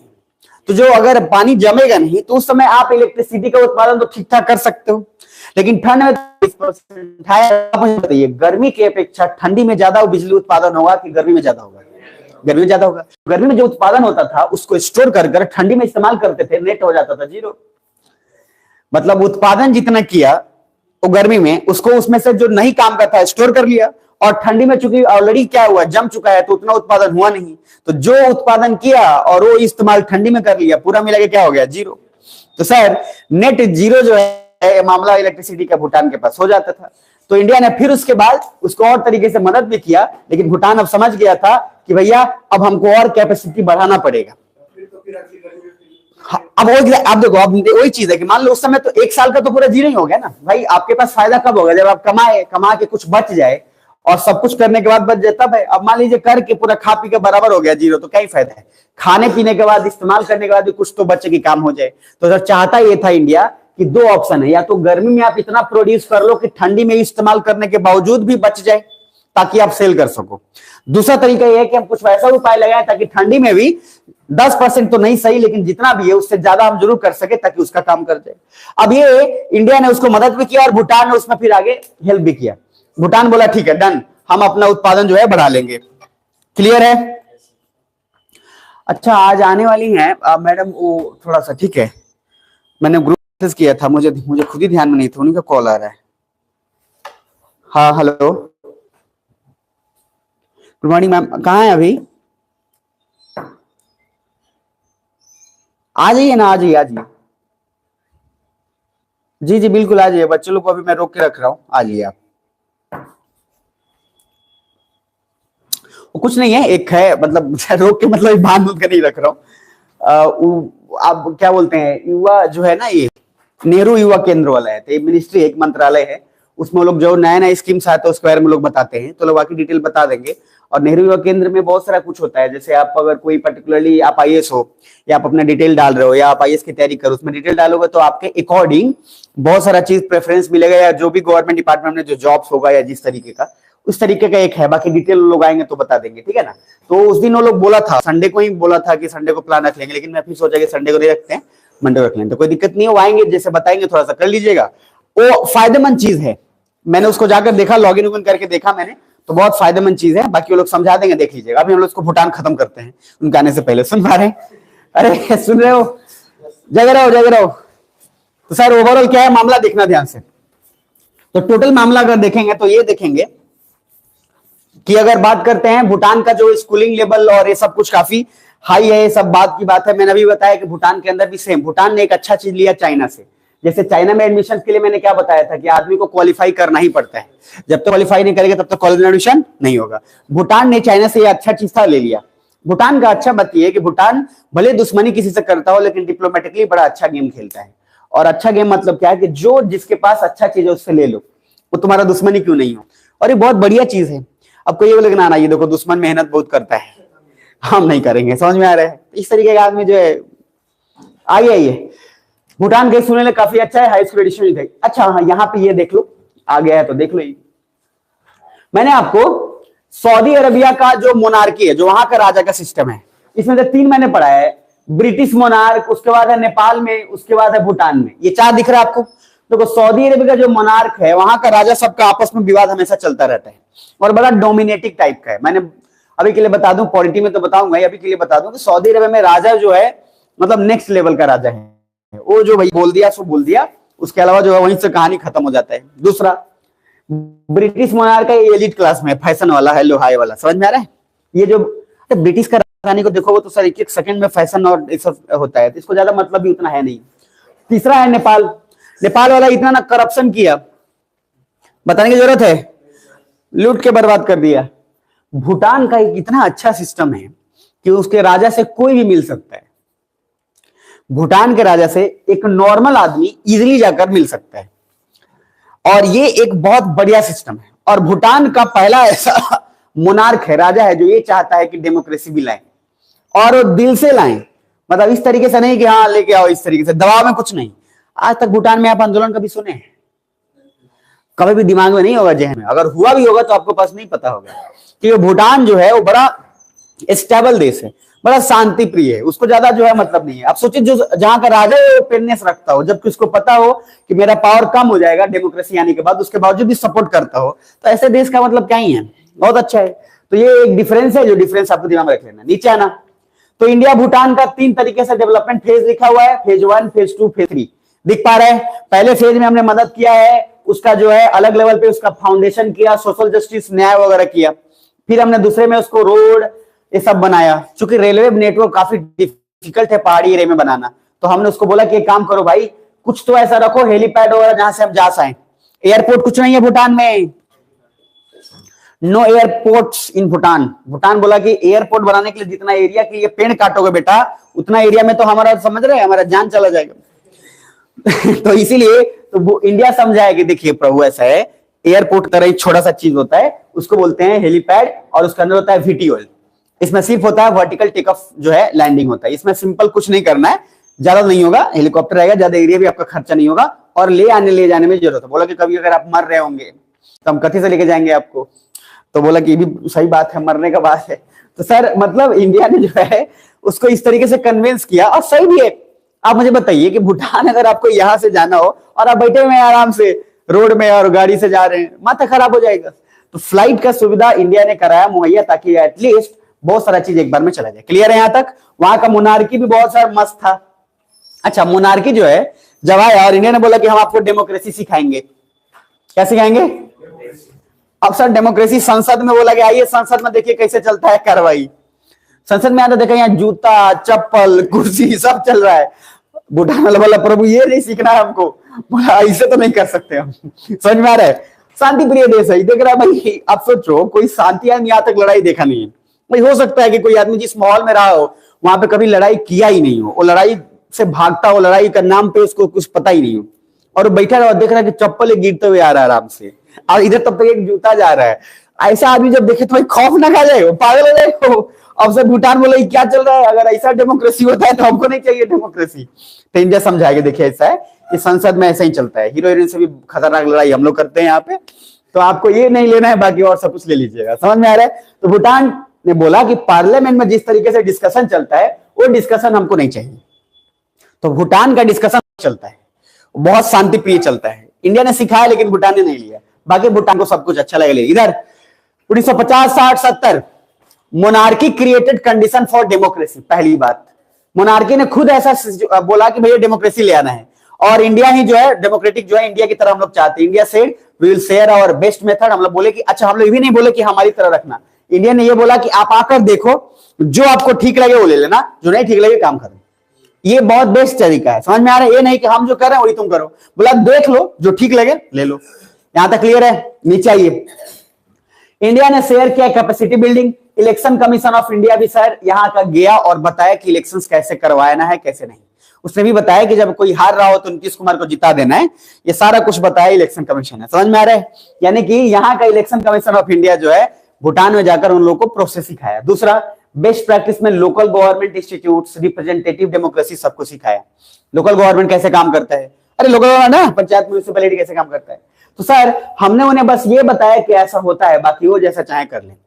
यूएसए की तरह नहीं कि आता है और सीधा बोलता है ऐसा कर, ऐसा हमने कुछ भी नहीं किया। क्लियर है यहां तक? अब उसके बाद आते हैं नेक्स्ट। भाई 2007-8 तक भूटान जो है सक्सेसफुल ट्रांजिशन टू डेमोक्रेसी। तो भूटान डेमोक्रेटिक कंट्री है कि मोनार्किस्ट है? डेमोक्रेटिक है। उसके बाद भूटान पार्लियामेंट में अच्छा डिबेट होता है, हमारी तरह नहीं कि कुर्सी तोड़ दिया और ये सब कुछ कर दिया। आगे नेक्स्ट। उसके बाद अगर फेज 3 की बात करते हैं तो हमने हाइड्रो पावर, हमने एजुकेशन में मदद किया, स्किल डेवलपमेंट पे किया, उसके बाद लगभग research and development, IT sector, सारा कुछ किया। तो क्या आपको लग रहा है कि भूटान को हमने सिर्फ एक तरीके से मदद किया है? सर फील्ड मदद किया है, सारे फील्ड में मदद किया है। क्या सुन पा रहे हो? आगे आइए नेक्स्ट। अब अगर हम आते हैं इस पे, बांग्लादेश का फैक्टर इंडिया और भूटान के रिलेशन में बता चुका हूं मैं, तो क्विकली देख लो, मामला खत्म करो। तो पहला, बांग्लादेश का लोग जो है यहां पे आने लगा, और होटल्स वगैरह जो भूटान में थे, ये सब कुछ मैंने बताया कि इंडिया का लोग का प्राइम लोकेशन पे काम था। कुछ बुझा रहा है? ओवरऑल ऊपर से बात करेंगे तो सर कुछ चीजें ऐसी हैं जो भूटान को लगने लगा था। बांग्लादेश ने भूटान को बोला कि हमें भी जो है हाइड्रो इलेक्ट्रिक पावर सप्लाई कर दीजिए। तो ध्यान से रखिए, क्योंकि आपके पास एक्स्ट्रा है। तो भूटान का इंडिया से पूछा कि दे दें? भूटान बोला दे दो, लेकिन जो केबल बिछाने का काम होगा वो हमको दे देना। लेकिन बांग्लादेश बोला कि इलेक्ट्रिसिटी हम लेंगे, केबल कोई और बिछाएगा, ये क्या बात हुआ? मतलब केबल बिछाएगा तो इंप्लॉयमेंट होगा, प्रॉफिट होगा, तो सर वो इंडिया ही करेगा, हम खाली बत्ती जलाने के लिए थोड़ी ना आपसे जुड़ रहे हैं। तो बाद में एक प्रॉब्लम क्रिएट होते दिखेगा आपको, लेकिन फिर भी बाद में इंडिया बोले कि चल ठीक है। अभी कुछ दिन पहले के बाद में बोला कि चल ठीक है, तू ही अपना कर ले भाई, तो लोग दोनों मिलकर कर ले, ऐसे भी दोनों हमारा बेटा पोता ही है। तो लॉजिक है इंटरेस्टिंग की बाद में इंडिया ने उसका मदद कर दिया। बट ओवरऑल क्या दिखेगा, एक लेबर वाला, क्योंकि बांग्लादेश के जो लोग हैं सस्ता लेबर मिल गया, किसको मिल गया, भूटान के लोगों को, तो अब इंडियन लेबर को चाहता नहीं था। दूसरा एक बिजली बिल वाला हुआ कि भैया इलेक्ट्रिसिटी सप्लाई के लिए जब किया, इंडिया ने बोला कि हमसे बेच देना, बोला था एक बार, वो अभी थोड़ा सा तो बोला तो भूटान बोला ठीक है आपसे बेच देंगे, और कुछ दिन बाद इंडिया बोला कि हमको नहीं चाहिए, कि हमारा पूर्ति हो जा रहा है और हम नॉर्थ ईस्ट स्टेट में पावर ग्रिड बना दिए हैं जिससे हमारा बिजली उत्पादन होगा और वहां सेव कर लेंगे, क्लियर है। तो भूटान बोला बताइए ना बेचने दीजिएगा और ना ही आप उसके बाद आप दीजिएगा, तो ये बिजली का करेंगे क्या समझ में आ रहा है, ऐसा तो नहीं है कि मुंह में लगा के आग तापेंगे। तो इंटरेस्टिंग बात क्या है, बाद में ये प्रॉब्लम जो है उजागर जब होगा तो दो चीज होगा उसमें। सबसे फर्स्ट ध्यान से देखिए, ये आपको बता चुका हूं, हाइड्रो डिप्लोमेसी दिख रहा है। तो 1960 के अंदर इसमें पावर प्लांट के कुछ नाम है, ध्यान रखिएगा, जलदक्खा पावर प्लांट वगैरह का नाम बड़ा इंपॉर्टेंट है। पहला, इंडिया ने प्रोवाइड किया उसको जनरेटर, पहले याद है डीजल जनरेटर, तो सब कुछ बता चुका हूं। और पहाड़ों में तो आवाज इतना ना गूंजता था कि दिमाग खराब हो गया। आगे ये नेक्स्ट, इंडिया ने फिर उसको बताया कि आपका जो है जलदक्खा प्लांट से सप्लाई जाएगा, कोलकाता का है जलदक्खा पावर प्लांट, वहां से जाएगा।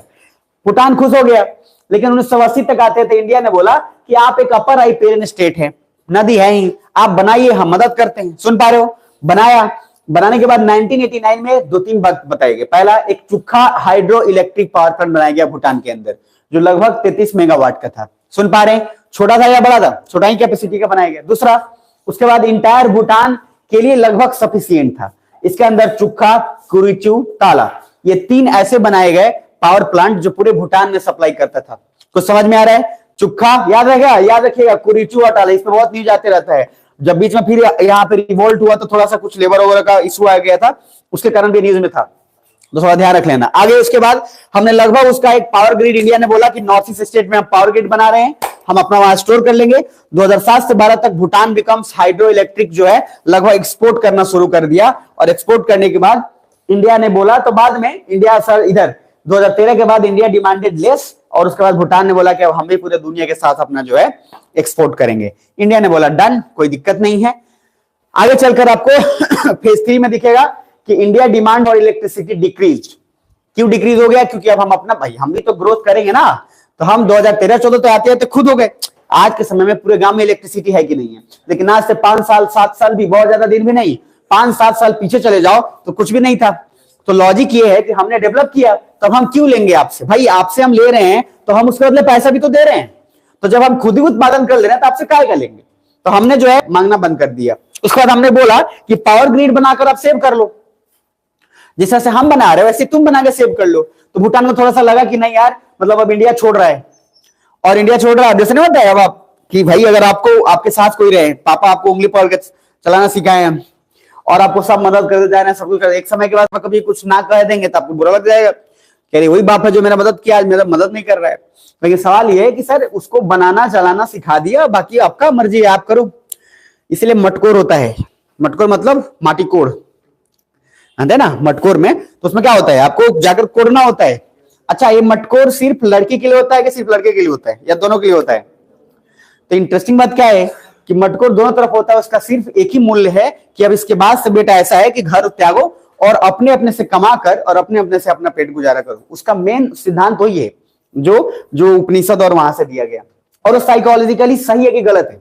सही है, क्योंकि सर इंसान के याद रखना इज्जत नहीं होता है, और लौंडे लोग का तो और इज्जत होता है जो अपने बाप के दम पे रहेगा। और पत्नी कुछ समय के बाद बोले कि कैसन भाई, और कुछ दिन बाद जो है उसका वैल्यू बिल्कुल नहीं रह जाएगा। इसलिए 5 लाख कमाओ लेकिन अपने दम पे कमाओ, वैल्यू रहेगा। लड़के लोग का वैल्यू नहीं होगा लेकिन उसका वैल्यू जरूर होगा। मतलब कहने का क्या है कि लड़के लोग नहीं कमा रहे हैं ना, ये पचेगा नहीं, लड़की नहीं कमा रही है, पच जाएगा समाज में, क्योंकि समाज का वैसा इंपॉर्टेंस है। बट फिर भी मैं कहूंगा कि पचाना मत। तो मटकोर का या हर चीज का अपना एक बड़ा रूल है, 7 वचन निभा लेता है सब, 7 वचन 8 वचन कुछ होता है ना, पंडित लोग से निभाता है, पैर जतना है, हई करना है, हो करना है। शादी के बाद उसके बाद पैर छोड़ के वहां पे चूल्हा बर्तन गैस उठा उठा के मार रहा होता है, 7 वचन सारा जो है खत्म हो गया रहता है। लॉजिक क्या है जो मैं बता रहा हूं कि सर कोई भी जो बॉयज का इधर मैंने देखा है जो कंफर्ट जोन में जाते हैं, आजकल सिचुएशन बदल रहा है, लड़कियां कमा रही हैं, लड़के बैठ के घर में खाना खाना चाह रहे हैं, और ये चीजें धीरे धीरे बदलाव आ रहा है सोसाइटी में। ऐसे मत करिएगा, वैल्यू नहीं होगा। समाज कितना भी अपग्रेडेड हो जाए, ध्यान रखिएगा कमाना आप ही को है, पूरा का पूरा बैल बन के खींचिएगा आप ही, समझे, हल खींचना पड़ेगा। और ये अच्छी बात है, आप पे जिम्मेदारी आ रही है ना, अच्छी चीज है, बहुत बढ़िया चीज है। पेरेंट्स के दम पे जो भी जिनका शादी हुआ है वो उनका रिलेशन जो है बेकार हो जाएगा, क्योंकि पत्नी को सिर्फ ये चाहिए कि मेरा जो है हंस के जो बैंड बजाता है हस्बैंड, वो कमाए, चाहे 5 हजार कमाए चाहे 7 हजार कमाए समझ में आ रहा है, तो उसको वैल्यू ज्यादा आएगा और वो खुश रहेगी, अन्यथा आपका पूरा परिवार बर्बाद हो जाएगा। बाकी भी आपकी है। आते हैं नेक्स्ट, इधर देखिए, भूटान को भी हमने सब तरह से मदद कर दिया, अब भूटान का भी तो मटकोर करी थी हमने, अब भाई तुम करो, अब सब कुछ हमने कर दिया, अब तुम माटी खोनो तुम कमाओ, अब क्या ही मतलब पीछे पड़े हुए हो। इधर देखिए, ओवरऑल हमने बहुत सारा चीज किया। फिर 2014 में मोदी जी समझे कि थोड़ा भूटान जो है नाराज हो रहा है, तो हम चले गए और मोदी जी जाके मामला सुलझाना शुरू किए। और मोदी जी जाते जाते ऐसा ऐसा ना बोले कि भूटान बम बम हो गया एकदम, बोला कि बस बस आप ही का इंतजार था, कहां थे आप, बोला कि नहीं जिताया नहीं था सब 2014 से पहले, जिताया रहता तो आइए जाते तो बोला कि ठीक है। अब इसमें मोदी जी ने 2-3 बात बोला। पहला बोला पावर ट्रेनिंग इंस्टीट्यूट खुलेगा जहां उनको जॉब मिलेगा। कुछ बुझा रहे हैं में डिलीवरी डेफिसिट, कि हम बोल तो बहुत ज्यादा देते हैं लेकिन हम कर नहीं पाते, उसका फायदा चाइना उठा लेता है, बताया था लॉजिक है इधर। दूसरा बोला कि हम कंस्ट्रक्शन के लिए कंपनी बनाएंगे, उनको ट्रेनिंग देकर उसमें जॉब देंगे। भूटान के लिए एकदम बढ़िया बढ़िया बात हो रहा था, भूटान खुश। और सर उसके बाद बोला कि विंटर में जो रिवर है जो फ्रीज हो जाता है उसके लिए जो है हार्ड नहीं हो पाता है, तो ये मैंने बताया आपको कि नेट गेन टोटल कितना हो जाता है, 0। उसके इन्होंने बताया कि पावर बैंक हम बनाएंगे। क्या बनाएंगे? अरे पावर बैंक नहीं जानते हैं, मोबाइलों का तो होता है पावर बैंक, जो आज लेके चलते रहता है लोग, मोबाइल है वो पावर बैंक, वो अलग स्टाइल चलता है। तो पावर बैंक जो है बनाएंगे जिसमें आप अपना इलेक्ट्रिसिटी को स्टोर कर दीजिएगा। तो भूटान बोला नहीं, पावर बैंक बना दीजिएगा, ठीक है, अभी हम बेचना चाहते हैं बांग्लादेश से, बेच लें। इंडिया बोला बेच लीजिए, केवल हमको दे दीजिएगा बिछाने के लिए। कुछ बजा रहे हैं, तो ये थोड़ा सा जो है थोड़ा प्रॉब्लम क्रिएट हो गया। तो मोदी जी जितना जितना बात बोल के आए तो उसमें से कुछ नहीं हुआ समझ में आ रहा है, बस उसमें एक चीज थोड़ा बहुत चल रहा है, वो है पावर ट्रेनिंग इंस्टीट्यूट। भूटान में इतना बोल के गए थे, दाढ़ी बढ़ा लिए, कभी दाढ़ी कटवा लेते हैं, कभी कुछ कर लेते हैं, लेकिन हमारा अभी कुछ हुआ नहीं, हमारा ना पावर बैंक बना ना कुछ हुआ। यहाँ तक क्लियर है। तो लॉजिक क्या है कि डिलीवरी डेफिसिट में हम थोड़े पीछे हैं, जिसको अगर हम कर ले तो मामला आसान हो जाए। क्लियर है? इसलिए वहां पे वर्ड लिखा हुआ है डिलीवरी डेफिसिट, बोल दिए, दिमाग में रख लीजिएगा और हमेशा ध्यान में रखिएगा। आगे आइए नेक्स्ट। अब आपको यहाँ पे दिखेगा कि सर इंडिया का जो भी चीज कॉपरेशन है लगभग हर फील्ड में है, तो ज्यादा मुझे बताने की जरूरत है नहीं, सारे के सारा कुछ मान लो भूटान के साथ है, A to Z। उसमें एक बहुत पॉपुलर चीज है जो मेंस में आएगा, DIA। ये जो है डिफेंस, जो आपका इंटेलिजेंस एजेंसी है, ये बहुत इंपॉर्टेंट है और इसको समझना पड़ेगा आपको। मैंने बोल दिया पहले ही, ये बता चुका हूं सारा का सारा कुछ, लेकिन फिर भी आपको बोल दे रहा हूं, हमारा आर्मी नेवी एयरफोर्स कोई भी हो, हर लेवल पे भूटान के साथ इंटर कनेक्शन है। जब भी कुछ पूछे तो भूटान के साथ हमारा वो सारा कुछ है। इसलिए हमारे लिए सबसे ज्यादा प्रॉब्लम मुझे बताना, भूटान ज्यादा प्रॉब्लमेटिक है कि नेपाल ज्यादा प्रॉब्लमेटिक है? नेपाल ज्यादा प्रॉब्लमेटिक है, क्योंकि नेपाल के साथ हमारा वो सब कुछ नहीं है जो भूटान के साथ है। क्लियर है यहां तक? एक और नाम मत बोलना, इमराट, IMTRAT, इमराट, इसको शॉर्ट में बोल रहे हैं। इमराट का सिंपल मीनिंग है, इसका फुल फॉर्म जरूर लिख लेना, 2-3 बार दिमाग में रखना, इंडियन मिलिट्री ट्रेनिंग, और उसके बाद आगे का जो होगा टीम। ये जो है बहुत इंपॉर्टेंट है, इंडियन मिलिट्री ट्रेनिंग टीम। और ये भूटान और इंडिया में ये जनरली होता है। और फिर मैंने बोला India allowed training of senior officer of Bhutan. याद करो मैंने बोला है कि इंडिया ने हर देश के सीनियर ऑफिसर का ट्रेनिंग कहां किया है? इंडिया में करवाया है।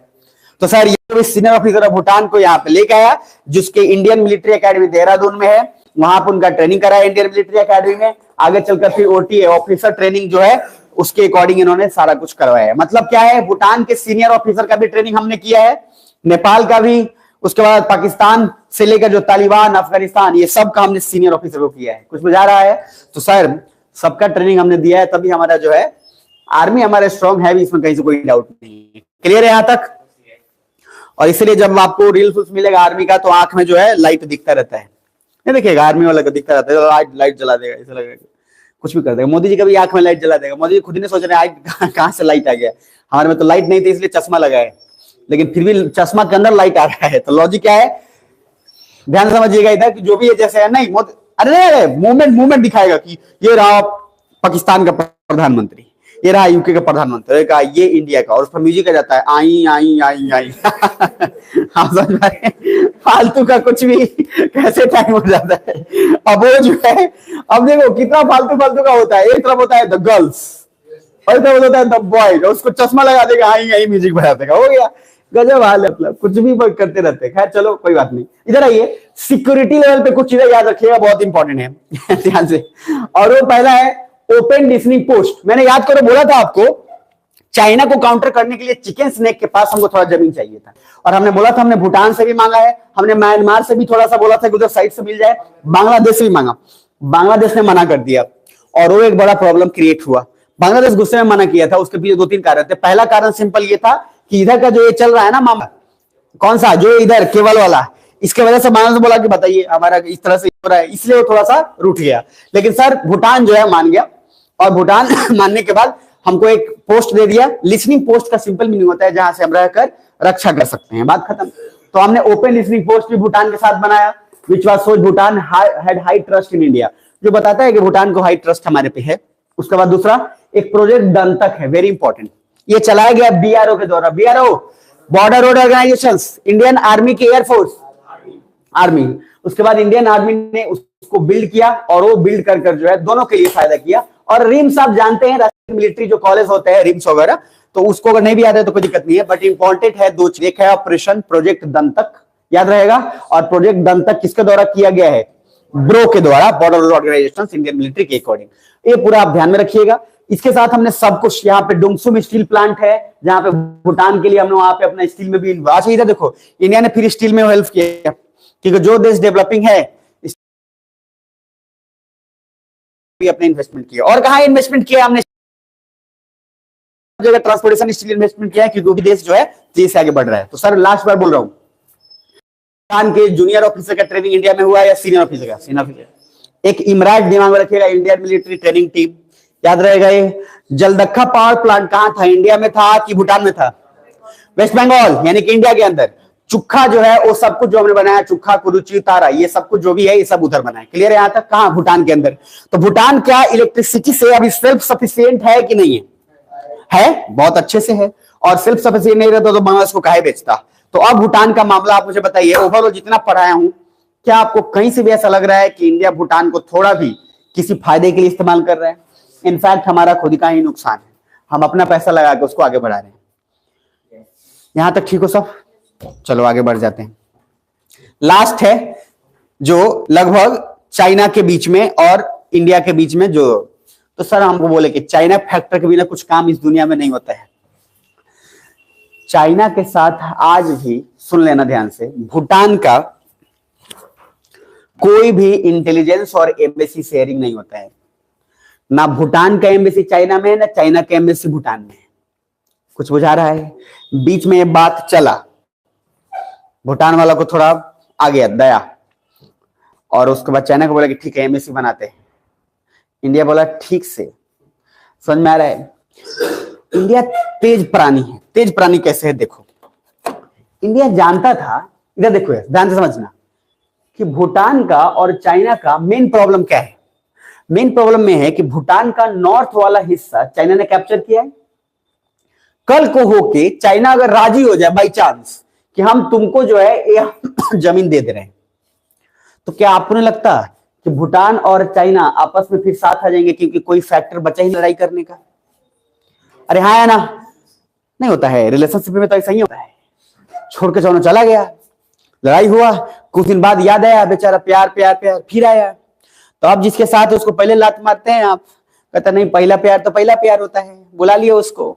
तो सर इंडिया को ये जानता था कि मामला ऐसा हो सकता है, तो इसीलिए इंडिया सोचा कि जितना प्रॉफिट और जो चीज हम कर सकते हैं वो कर लो, ताकि चाइना और उसके साथ हमको अफसोस नहीं रह जाए। क्योंकि सर जानता था कि चाइना जैसी फिर आएगा गेम पलट जाएगा, और भूटान फिर जितना भी चीज कह रहा है वो दिमाग में जो है। इसलिए हमने पॉलिसी इस हिसाब से बनाया कि हम चाइना से या भूटान से कोई उम्मीद ही नहीं रखे, हमको पता था ऐसा होगा। इधर देखिए, और बीच में डिस्कशंस बहुत बढ़ गया कि भूटान और चाइना का एम्बेसी क्रिएट हो रहा है, फला डिगाना। अभी तक नहीं है, सोचो एम्बेसी जिस किसी दूसरे देश में नहीं है ना, बहुत बड़ी बात है, छोटी बात नहीं है। यानी कि दुश्मनी गहरा है, कम है, नेक्स्ट लेवल का है, समझ में रही, सौदागर वाला दुश्मनी है। सौदागर फिल्म देखे हैं? हाथ खड़े जो लोग देखें, देखिएगा, ये भी अच्छा है। गाना सुना होगा, इमली का भुट्टा, बेरी का पेड़, इस जंगल में 4 शेर, 2 शेर, उसके बाद है कि चल घर जल्दी हो गई देर। तो लॉजिक है इधर देखिए, चाइना का फैक्टर आने के पीछे 2-3 कारण है। पहला, इधर 1949 याद करो, पीपल्स रिपब्लिक ऑफ चाइना, ध्यान में समझ में आ रहा है, वही सीपीसी की बात कर रहे हैं, जिसने क्या किया, इलीगली कुछ विलेज को कैप्चर कर लिया और most of the people in the village were तिब्बतियंस।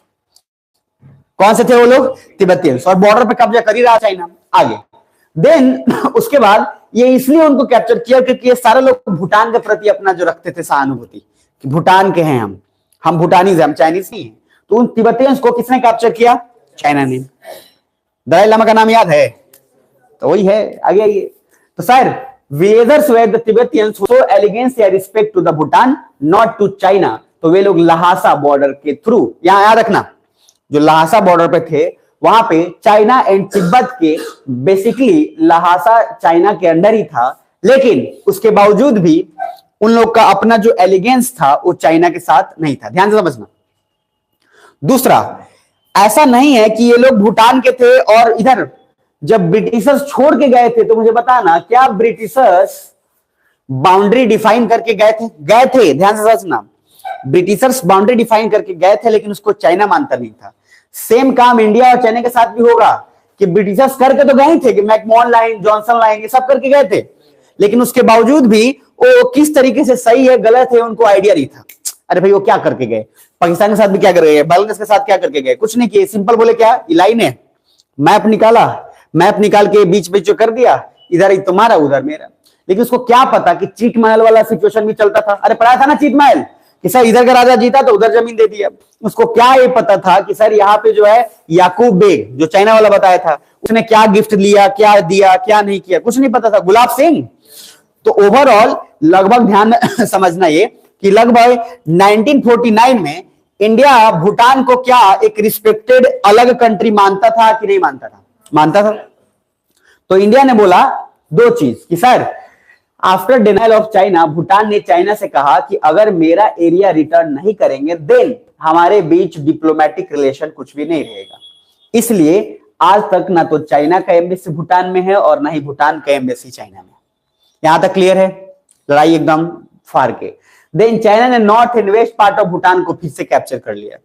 अब जब कैप्चर किया तो यह कहकर कि पहले हिस्टोरिकली मेरा था, बट इधर वैसे हिस्टोरिकली जो है, यहां से याद रखना, फैक्टर है तो सर कहने के लिए हिस्टोरिकली बोलेगा तो अशोका के समय से ही पूरा का पूरा इंडिया का था। अरे यार अगर ऐतिहासिक की बात करें कि ऐतिहासिक के हिसाब से ऐसा है तो अशोका यहाँ का रूलर था, अशोका का पूरा कैप्चर होता था, पूरा चाइना, पूरा उधर सब किसका है? हमारा है। तो चाइना बेसिक बात खाली करता है, उसका काम ही वही है, क्योंकि पैदा कैसे हुआ है? सिविल वार से। आगे आओ नेक्स्ट। इधर चाइना वाज इनसिक्योर क्योंकि भूटान जो है इंडिया के पास चला गया। क्यों चला गया? क्योंकि सर भाई आप अगर इलीगली काम करोगे तो इंडिया जो है गेम खेलेगा ही खेलेगा। आगे दूसरा, रिलीजियस डिप्लोमेसी और रिलीजियस टूरिस्ट। चाइना सोचा कि भूटान के पास अब हमारा बस का बात है नहीं, तो कुछ हम अपना जो है धार्मिक चीज पे गेम खेलते हैं। तो क्या बोला कि तू भी भूटानी जो है, बुद्धिस्ट तू भी है, हम भी है, तो हम लोग एक काम करते हैं, हम बुद्धा का स्टैचू बनाएंगे तुम्हारे यहाँ थिम्पू में। भूटान की राजधानी क्या है? थिम्पू। हम बड़ा सा स्टैचू बना रहे हैं, हमारे अपने यहां भी बना रहे हैं। और देखो बुद्धिस्ट मैंने क्या बोला, शांति प्रिय लोग हैं, ये लोग रिलीजियस पीपल है, और ये लोग बोला कह रहे बुद्धा का मूर्ति बनेगा, कैसे नहीं जाएंगे, कैसे नहीं बुलाएंगे। जैसे इंडिया और पाकिस्तान में भी गुरुद्वारा डिप्लोमेसी हुआ। अरे समझ में आ रहा है ना? तो सर वैसा ही कुछ किसके बीच में, चाइना और भूटान। लेकिन हरामखोर भूटान को क्या पता था कि ये रिलीजियस के नाम पे, धर्म के नाम पे जो है बिजनेस कर लेगा। वो खैर अच्छा है कि कम से कम धर्म के नाम पे बिजनेस करता है, हमारी तरह धर्म के नाम पे लड़ता कम से कम तो नहीं है ना। धर्म के नाम पे बिजनेस कर लेता है तो देश का जीडीपी ही बढ़ेगा। चाइना ने बोला ज्यादा कुछ नहीं करना। इधर देखिए 2012 में चाइना ने बस एग्रीमेंट की बात कर ली। इंडिया को बुरा लग गया कि अरे दादा देखिए मामला पलट रहा है। जैसे ही बोला 2012 यानी कि करीब आ चुके हैं। प्रधानमंत्री कौन है? मनमोहन सिंह। अरे भाई फॉरेन पॉलिसी पढ़ा चुका हूं, और अभी कुछ समय के बाद आने वाले मोदी जी। अब चाइना का रिलीजियस एंगल चल रहा है। इसने क्या करता था कि सब लोग को जो है अलग अलग तरीके से वहां के कॉलम में, मतलब न्यूज मीडिया के वहां के लोगों से लिखवाता था कि चाइना से अगर रिलेशन रखोगे तभी ठीक होगा, ये वो फला ठिकाना। हर जगह तो कर ही सकता है वो। और यहाँ पे टूरिस्ट लोग आता था, मैंने बोला होटल में रहता था, और जैसे जैकेट उकेट या कोई मोबाइल वोबाइल, वो टेक्नोलॉजी वहां के स्टाफ को 10-12 को दे देता था, चला जाता था यहाँ से। अब आप मुझे बताइए, आपके देश में जहां पे सब लोग नोकिया इस्तेमाल करते हैं, कोई और आदमी आता है और वो लेके आता है आईफोन। अब सर सब देखेगा तो दिमाग तो चकरा जाएगा कि हमारे लिए कीपैड से टुन टुन कर रहे हैं और स्क्रीन टच लेके आलवा, समझ में आ रहे हैं। जब नया नया स्क्रीन टच आया था तो बवाल मच गया था मोबाइल की दुनिया में। तो लॉजिक क्या है कि स्क्रीन टच देखेगा तो उसको भी इनसिक्योरिटी होगा कि हम भी लें। वो पूछा कहां से लिया, बोला रहे हम कैसे बताए, आया था दिया। अब ये धीरे धीरे पूरे लोगों के मन में एक क्रिएट हो गया कि हमको ऐसा ही प्रोडक्ट चाहिए। अब वो प्रेशर बना दिया भूटान गवर्नमेंट पे कि भैया अगर हम चाइना के साथ रिलेशन रखेंगे तब ये प्रोडक्ट मिल पाएगा। भूटान को थोड़ा बहुत मजबूर हो जाना पड़ा चाइना से क्या बिजनेस करने के लिए। कुछ बुझा रहा है? अच्छा, चाइना का ओवरऑल मकसद क्या था? बिजनेस करना मकसद था कि कुछ और करना था? उसको बिजनेस ही करना था, वो बस जानबूझ के प्रेशर डाला। जैसे मैंने एक बार साइकोलॉजी की कहानी सुनाया था लड़की का, याद है? बहुत बार सुनाया था, जब वो फेल हो गई थी कॉलेज में तो उसने अपना लंबा चौड़ा कोटेशन लिख के भेजा कि शादी हो गए हैं, बच्चे हो गए हैं। मेन मकसद तो था बताना, और उसको इतना हाइपर कर दिया और बाद में बोल दिया कि ऐसा कुछ नहीं है, बस फेल हो गए हैं। यही सेम चाइना किया, पहले धर्म का और ये सब कुछ का बोझ डाला, और ये सब बोझ डालने के बाद सिंपल जहां पे था भूटान को मनवाना था वो मनवा लिया, तो जो करना था वो कर लिया, उससे पहले उसको बढ़ा दिया था। यहां तक क्लियर है? पक्का? तो सर ओवरऑल क्या देखने को मिलेगा कि चाइना हरामखोर जो है धर्म के आड़ में भी बिजनेस कर लेता है। अगर काश हम भी ऐसा कर लेते तो ठीक रहता, लेकिन हम लोग सिर्फ कुटाई और पिटाई शुरू कर देते हैं। आप सोच के देखिए इधर ध्यान से, जैन धर्म जानते हैं? सुना तो होगा ही। तो जैन लोग का कहना है कि हम भगवान को नहीं मानते, लेकिन ये बोलते हैं भगवान महावीर। जैन का क्या कहना है कि भगवान को हम नहीं मानते, भगवान को क्या होता है नहीं होता है वी डोंट नो, और फिलोसफी भी उसका जैन का नहीं बिलीव करता है। और उसके बाद क्या बोलता है? भगवान महावीर, क्योंकि महावीर के पहले भगवान महावीर बोलते हैं लोग। इंटरेस्टिंग बात यह है कि आप सोचिए, जिस इधर इंडिया में धर्म वाला जो है, जैसे विष्णु भगवान का फोटो है, हिंदुइज्म धर्म सबसे आसान है अपना स्ट्रेस रिलीज करने का, आसान है क्योंकि भगवान भी अवेलेबल है। भगवान जी अगर फोटो में अवेलेबल है एकदम रियल। अब देखो ना तो कोई अलग, जैसे पारसी के पास नहीं है, मुस्लिम के पास कोई चेहरा नहीं है कि भगवान अल्लाह कैसे दिखते हैं, कोई आइडिया नहीं है, कुछ नहीं है। वो लोग क्या है, जो उनका कोई शेप नहीं है, निराकार है वो। लेकिन इंडिया में तो सब है, बांसुरी वाला अलग है, का अलग है, उसके बाद जो है लक्ष्मी जी अलग है, काली जी अलग है, हर किसी का एक रूप क्या है परफेक्ट। कमाल की बात यह है विष्णु भगवान का भी अलग अलग रूप होता है, जिसमें पैर दबा रही है कौन? लक्ष्मी जी। अब इंटरेस्टिंग बात बताइए कि भगवान जो पूरे देश का स्ट्रेस खत्म करता है, उनका स्ट्रेस कैसे हो जा रहा है कि पैर दबाने की जरूरत पड़ रहा है। मतलब कहने का बात यह है कि बहुत लोग का जब फिलोसफिकल जब सोच आया ना, और हालांकि एक जगह है भी ये बहुत फिलोसफिकल थॉट आया, तब पूरे के पूरे भक्ति लोग को लगा कि भाई ऐसे कैसे हो गया। अब जो भगवान सोचिए जहां पे आप प्रसाद डालते हैं और उसके बावजूद भी मंदिर में कुंडी लगाते हैं कि कहीं चोरी हो जाए, तो जो भगवान अपना प्रसादी नहीं बचा सकता, वो भगवान आपका क्या ही कर सकता है। तो लॉजिक ये है कि जो ऐसे बात जो बोलिए ना, तो आस्था में बहुत लोगों लॉजिक ये है कि भगवान को आप सिर्फ इसलिए पूजिए। अब देखिए मैं भगवान का म्यूजिक सुनता हूँ तो मुझे म्यूजिक सुनने में मजा आता है, सूथिंग लगता है, इसलिए नहीं सुनता कि भगवान का जपूंगा तो कुछ मेरे लिए बड़ा काम हो जाएगा।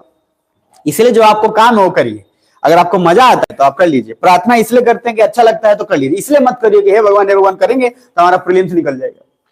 भगवान को क्या पता प्रीलिम्स का सिलेबस क्या है समझ में आ रहा है? तो लॉजिक क्या है कि इस तरीके से जो चीज है यहाँ पे, हम लोग अगर इस तरीके से धर्म के आड़ में नहीं फंसकर बिजनेस ही कर ले तो हो जाएगा काम। और इंडिया में धर्म के आड़ में बिजनेस धूमधाम से होता है। एक अगरबत्ती लेना है, हाथ में थोड़ा जल लेना है और ट्रेन में घूम जाना है। Zero investment maximum profit. अरे कोई नहीं तो सही, ट्रेन में अगर मान लो 1000 लोग 10,000 लोग होंगे, उसमें नहीं भी तो मिनिमम कोई ना कोई तो दे ही देगा भाई। और ये ट्रेन में एक डिब्बा होता है अलग से, भक्ति वाला डिब्बा। जब कभी जनरल होता है चढ़िएगा तो सब उसमें भगवा कलर का बोर्ड होता ही है बॉगी में, और वहां सब लोग अपना अपना चिमटा उमटा लेके पहुंचा हुआ है, चिमटा फिरे, और मैं चल रहा होता है जर राम हरे समझ में आ रहा है। अब कोई इसलिए कर रहा है कि भगवान हमको मौसा खिला दे, ये तो फालतू का बात है। लेकिन अगर उसको उसी गाना में मजा आ रहा है तो गाना गाते रहो, क्या दिक्कत है। तो गाना इसलिए गाओ कि मजा आ रही है, नहीं कि हाँ भगवान के आड़ में करना। भगवान बहुत कमजोर आदमी है, ध्यान रखिएगा। भगवान अगर स्ट्रांग रहते तो भगवान आपका जो है निर्भया कांड जानते हैं। कुछ लोग बोलते हैं भगवान को तो सब पता है, पहले तो सब लिखल बा। नहीं, कुछ लोग बोलते हैं लिखल बा सब कुछ। अगर लिखा हुआ था, सब कुछ पता था, और भगवान न्यायप्रिय और दयालु हैं, तो निर्भया का ऐसा कांड क्यों हुआ? जब उनको पता था तो बस को चौपट कर देते या बस को रुकवा देते, काम कर देते। तो मतलब ये जो थॉट प्रोसेस है, ये थॉट प्रोसेस आता है फिलॉसफी के, और इसीलिए कार्ल मार्क्स को जो है बड़ा बुरा लगता था। गालिब का नाम सुना है? गालिब, मिर्जा गालिब सुनते होगा, इतना शेर शायरी बोलता था, आता होगा, इसी से करेगा सब। और गालिब एकदम गजब किस्म का आदमी, वो किसी का सुन में नहीं करता था, बड़ा प्रोफेसर। उसका अपॉइंटमेंट जहां प्रोफेसर हुआ वहां पे बुला यार, जैसे गया वहां पे तो प्रिंसिपल नहीं आया था, करा रिक्शा वाला को चल गया, बोला कि जिस प्रिंसिपल जिस कॉलेज का हमको लेने नहीं आया वहां पे हम प्रोफेसर कैसे रह सकते हैं, चल गया। अदर टसन आदमी, लाल किले के पास रहते थे वो, और दिन भर दारू पीते थे, पी के गजब मस्त, ऐसा ऐसा लिखते थे सारी, के दिमाग खराब। कार्ल मार्क्स ने मिर्जा गालिब को चिट्ठी लिखा कि बहुत सा है कि चिट्ठी इसलिए लिखा कि कार्ल मार्क्स, मैं देखा कि दुनिया में एक, इंडिया में भी ऐसा प्राणी है जो इस बात को बिलीव करता है कि भगवान उस तरीके से नहीं है जिस तरीके से हमको लगता है। हालांकि गालिब को कुछ समझ में नहीं, पी के सोए हुए थे लेकिन फिर भी लॉजिक क्या है कि भगवान का जो थॉट प्रोसेस है, उस थॉट प्रोसेस में फंसने के अलावा उसका फायदा उठाइए कि उसका अच्छा लगता है आपको परंपरा, वो कर लीजिए, उसका सिस्टम अच्छा लगता है कर लीजिए। इस उम्मीद में मत करिए कि ये करेंगे तो हो जाएगा। कुछ लोग इसलिए करते हैं, क्यों करते हैं? कुछ लोग इसलिए करते हैं कि भैया दान उन करते हैं कि चलो हम जो पाप उप किए थे वो तो हम टेंशन लिए हुए हैं, ये पाप से बैलेंस हो जाएगा। भाई कुछ लोग इसलिए करते हैं, कुछ लोग जाके गंगा इसलिए नहाते हैं कि पाप जो किए वो फिर पाप करेंगे, फिर जाके नहा लेंगे। सोचो इतना गजब का काम चल रहा है। तो ये सब नंबर हम इसलिए आपको बता रहे हैं क्योंकि प्रीलिम्स में, सॉरी इंटरव्यू में आपको खूब खिंचा होगा, और स्पेशली आप जिस बैकग्राउंड से हैं वहां पे तो खूब होगा, क्योंकि यहाँ पे ये जो धर्म उर्म वाला कांड है खूब चलता है बिहार में, धूमधाम से, जाति भी खूब धूमधाम से चलता है। तो वहां पे न्यूट्रल रहिएगा तभी बचिएगा। कौन मुस्लिम है आप? इंडियन मुस्लिम, शिया सुन्नी मुस्लिम मत बोल दीजिएगा, नहीं तो फंस जाइएगा मामला से। इसीलिए इस तरीके का चीज दिमाग में रखिए। और अभी तक सब आए हैं जो आंसर दिए हैं, सफीन हुसैन से लेकर हर कोई। खैर ओवरऑल ये पूरा का पूरा पार्ट रहा। तो चाइना ने धर्म के आड़ में क्या लड़ाई करी है? बिजनेस कर लिया, बिजनेस कर लिया, और ये बहुत अच्छा चीज है कि उसने बिजनेस कर लिया। क्लियर है यहां तक? अब इसके बाद का मामला लास्ट है, वो देखते हैं और फिर खत्म करते हैं। सिलीगुड़ी कॉरिडोर दिख रहा है? अच्छा सिलीगुड़ी कितने लोग सुने हो? ईमानदारी से हाथ करेंगे जो सुने हो, मतलब खुद देखे हो नहीं लेकिन सुने हो। दो तीन जगह का नाम आपको सुना हुआ रहता है। भाई मैं तो बहुत मतलब सुना हुआ था बचपन में ही, दो तीन हमको समझ ही नहीं आता था। एगो गाजियाबाद, एगो सिलीगुड़ी, समझ में आ रहा है? क्योंकि जितना जो बाहर से काम करके आता था वो आता था गाजियाबाद में रहनी। सर गाजियाबाद और सिलीगुड़ी लगता था हमको कि बंगाल में, इतना बार बोलता था कि समझ नहीं आता था। और कुछ लोगों को गाजियाबाद भी लगता होगा दिल्ली में है, लेकिन गाजियाबाद कहीं और है। गाजियाबाद उत्तर प्रदेश में, योगी जी के अंदर आता है।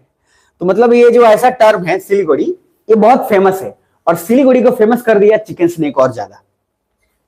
कुछ बुझा रहे हैं? और बंगाल से बहुत लोगों का कनेक्शन होता है। और मैंने बोला कि बंगाल में चूंकि मुस्लिम जो संप्रदाय है, मैंने बोला कि म्यांमार में भी गया था, कौन सा कम्युनिटी था? बंगाली मुस्लिम्स, और वो लोग गए थे, और इसलिए बंगाल में भी मुस्लिम्स का ठीक ठाक अपने जनसंख्या में मामला है, इसलिए रिलेशंस बंगाल से जरूर रहेगा।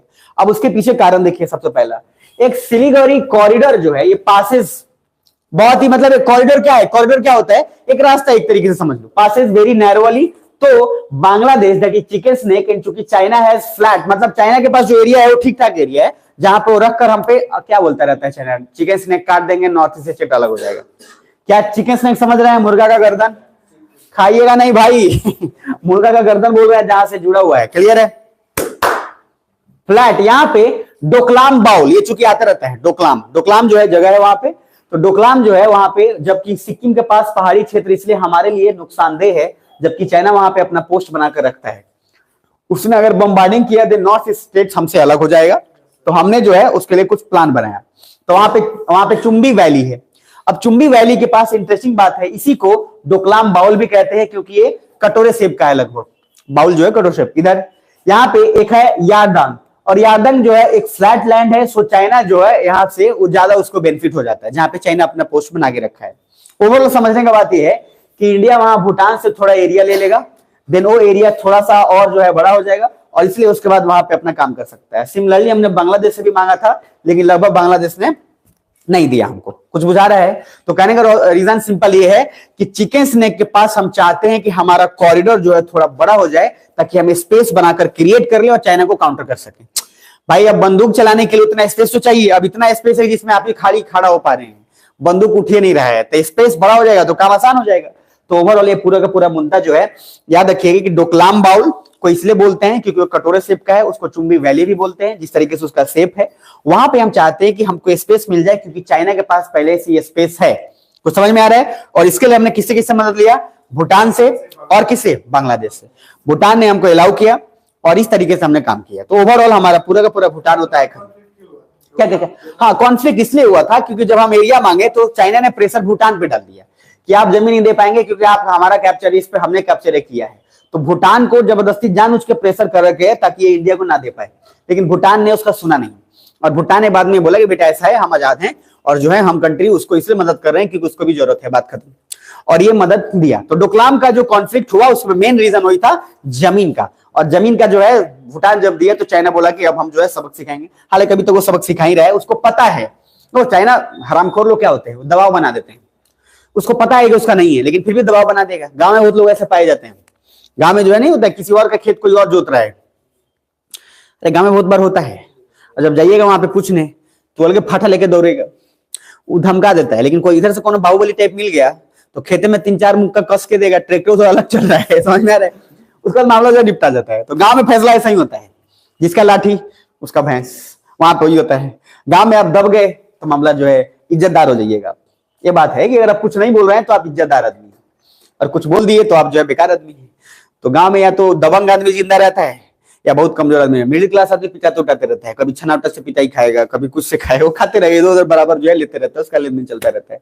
खैर, भूटान का आपको ओवरऑल रिलेशन देखने को क्या मिलेगा कि भूटान और इंडिया का कैसा रिलेशन है। ओवरऑल आपको पॉजिटिव है कि नेगेटिव है? इन द सेंस कि बिजनेस में चाहे किसी चीज में पॉजिटिव है। तो ओवरऑल 1-2 प्रॉब्लम है, जिस प्रॉब्लम को भी गवर्नमेंट ने सुलझाया और ठीक ढंग से सुलझाया।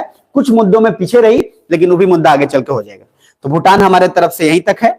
बाकी इसके बाद जो बच रहा है, एक जो ऑफिशियली हमने नहीं पढ़ा है, वो कौन है? एक चाइना। मतलब चाइना तो मैं पढ़ा दिया ऑफिशियली, लेकिन उसके बावजूद भी जिनका नहीं है मैं एक बार वो बता दूंगा, मामला खत्म हो जाएगा।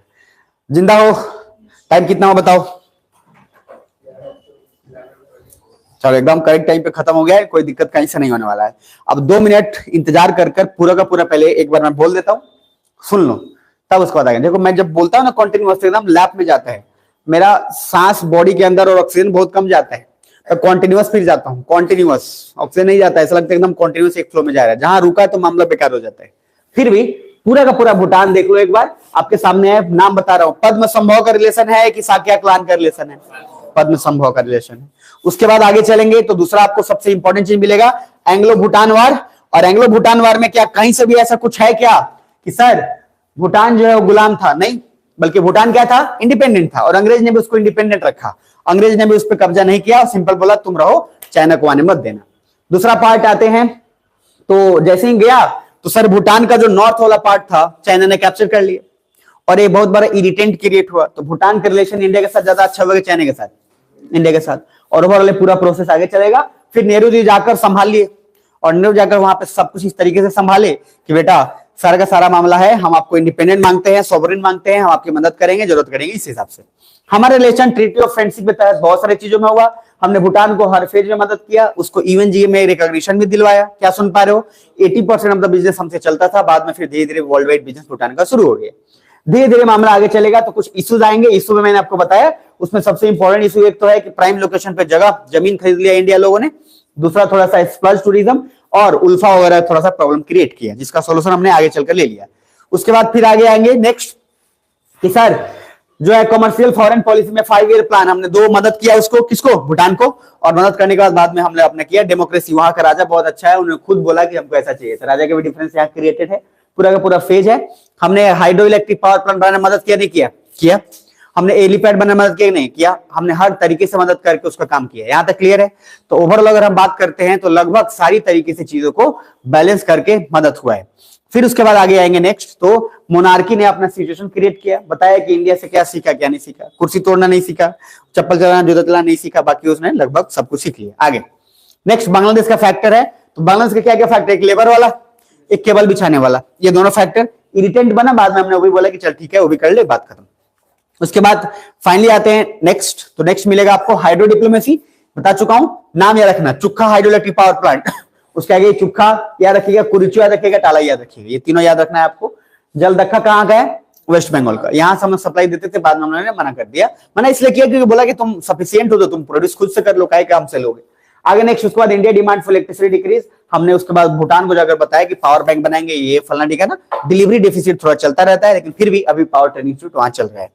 नेक्स्ट उसके बाद आगे आएंगे तो आपको 2 चीज मिलेगा कि सर डिफेंस के लिए हम लोग लगभग हर लेवल पे कोऑपरेट किए हुए हैं, चाहे वो मिलिट्री हो, चाहे वो एयरफोर्स हो, चाहे वो आर्मी हो। क्लियर।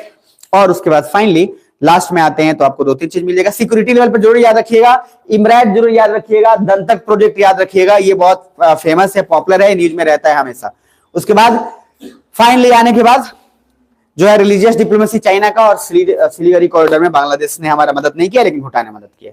क्लियर है यहां तक जगह हो?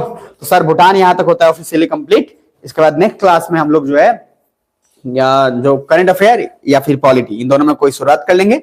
चाइना का एक सेक्शन बच रहा है वो करवा लेंगे। तो अब पूरा अगर हम बोले आपसे आईआर में क्या क्या पढ़े, तो 2 मिनट में बता देता हूं क्या क्या पढ़े। इमेजिन कर लो, पहला बेसिक्स ध्यान रहेगा पूरा, डायस्पोरा से लेकर अलायंस, एसपीए, सब कुछ लेते हुए दिमाग में भैया रिवीजन कर लेना। हाइफेनेशन, डिहाइफेनेशन, डोमिनो इफेक्ट, ये सब याद रख लीजिएगा। अच्छा, ऐसा कौन सा इफेक्ट था जिसको हम लोग बोल रहे थे कि अगर पड़ोसी आपका दोस्त नहीं हो, दुश्मन हो, तो उसके पड़ोसी का पड़ोसी जो होना चाहिए दुश्मन है। कौन सा थ्योरी था?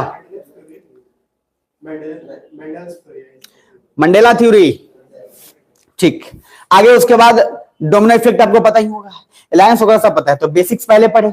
बेसिक्स के बाद हमने शुरुआत किया वहां पे यूरोप में चर्च का क्या कंडीशंस था, चर्च से शुरुआत कैसे होगा, ट्रीटी ऑफ जो आपको आगे बढ़ता चला गया, और वो वर्ल्ड वॉर 1 में कैसे सिचुएशन क्रिएट किया जिसमें जर्मनी के यूनिफिकेशन बहुत महत्वपूर्ण है, सुन पा रहे हैं। और वहां से वर्ल्ड वॉर 1, वर्ल्ड वॉर 2 का अंजाम मिला। वर्ल्ड वॉर 1, 2 के बाद आपको कोल्ड वॉर शुरू हुआ, और कोल्ड वॉर के तहत फिर इंडिया आजाद होना शुरू हुआ। फिर हमने रिलेशन पढ़ा कि कोल्ड वॉर में कौन ज्यादा डिप्लोमेटिकली जीत रहा था, रसिया की यूएसए? रसिया, यानी कि रसिया जो है ज्यादा वहां पे जीत रहा था। क्लियर है यहां तक? अब ओवरऑल सिचुएशन पूरा का पूरा जो है आगे बढ़ता हुआ गया, तो कोल्ड वॉर के बाद इंडिया उसी बीच में आजाद हो रहा है। और फिर इंडिया के पॉलिसी की बात करेंगे तो क्या क्या मिलेगा? सबसे पहला नाम आपको मिलेगा, याद है? फिर पूरा का पूरा फॉरेन पॉलिसी, फिर हमने रिलेशन पढ़ा श्रीलंका के साथ, फिर हमने रिलेशन पढ़ा पाकिस्तान, अफगानिस्तान, बांग्लादेश।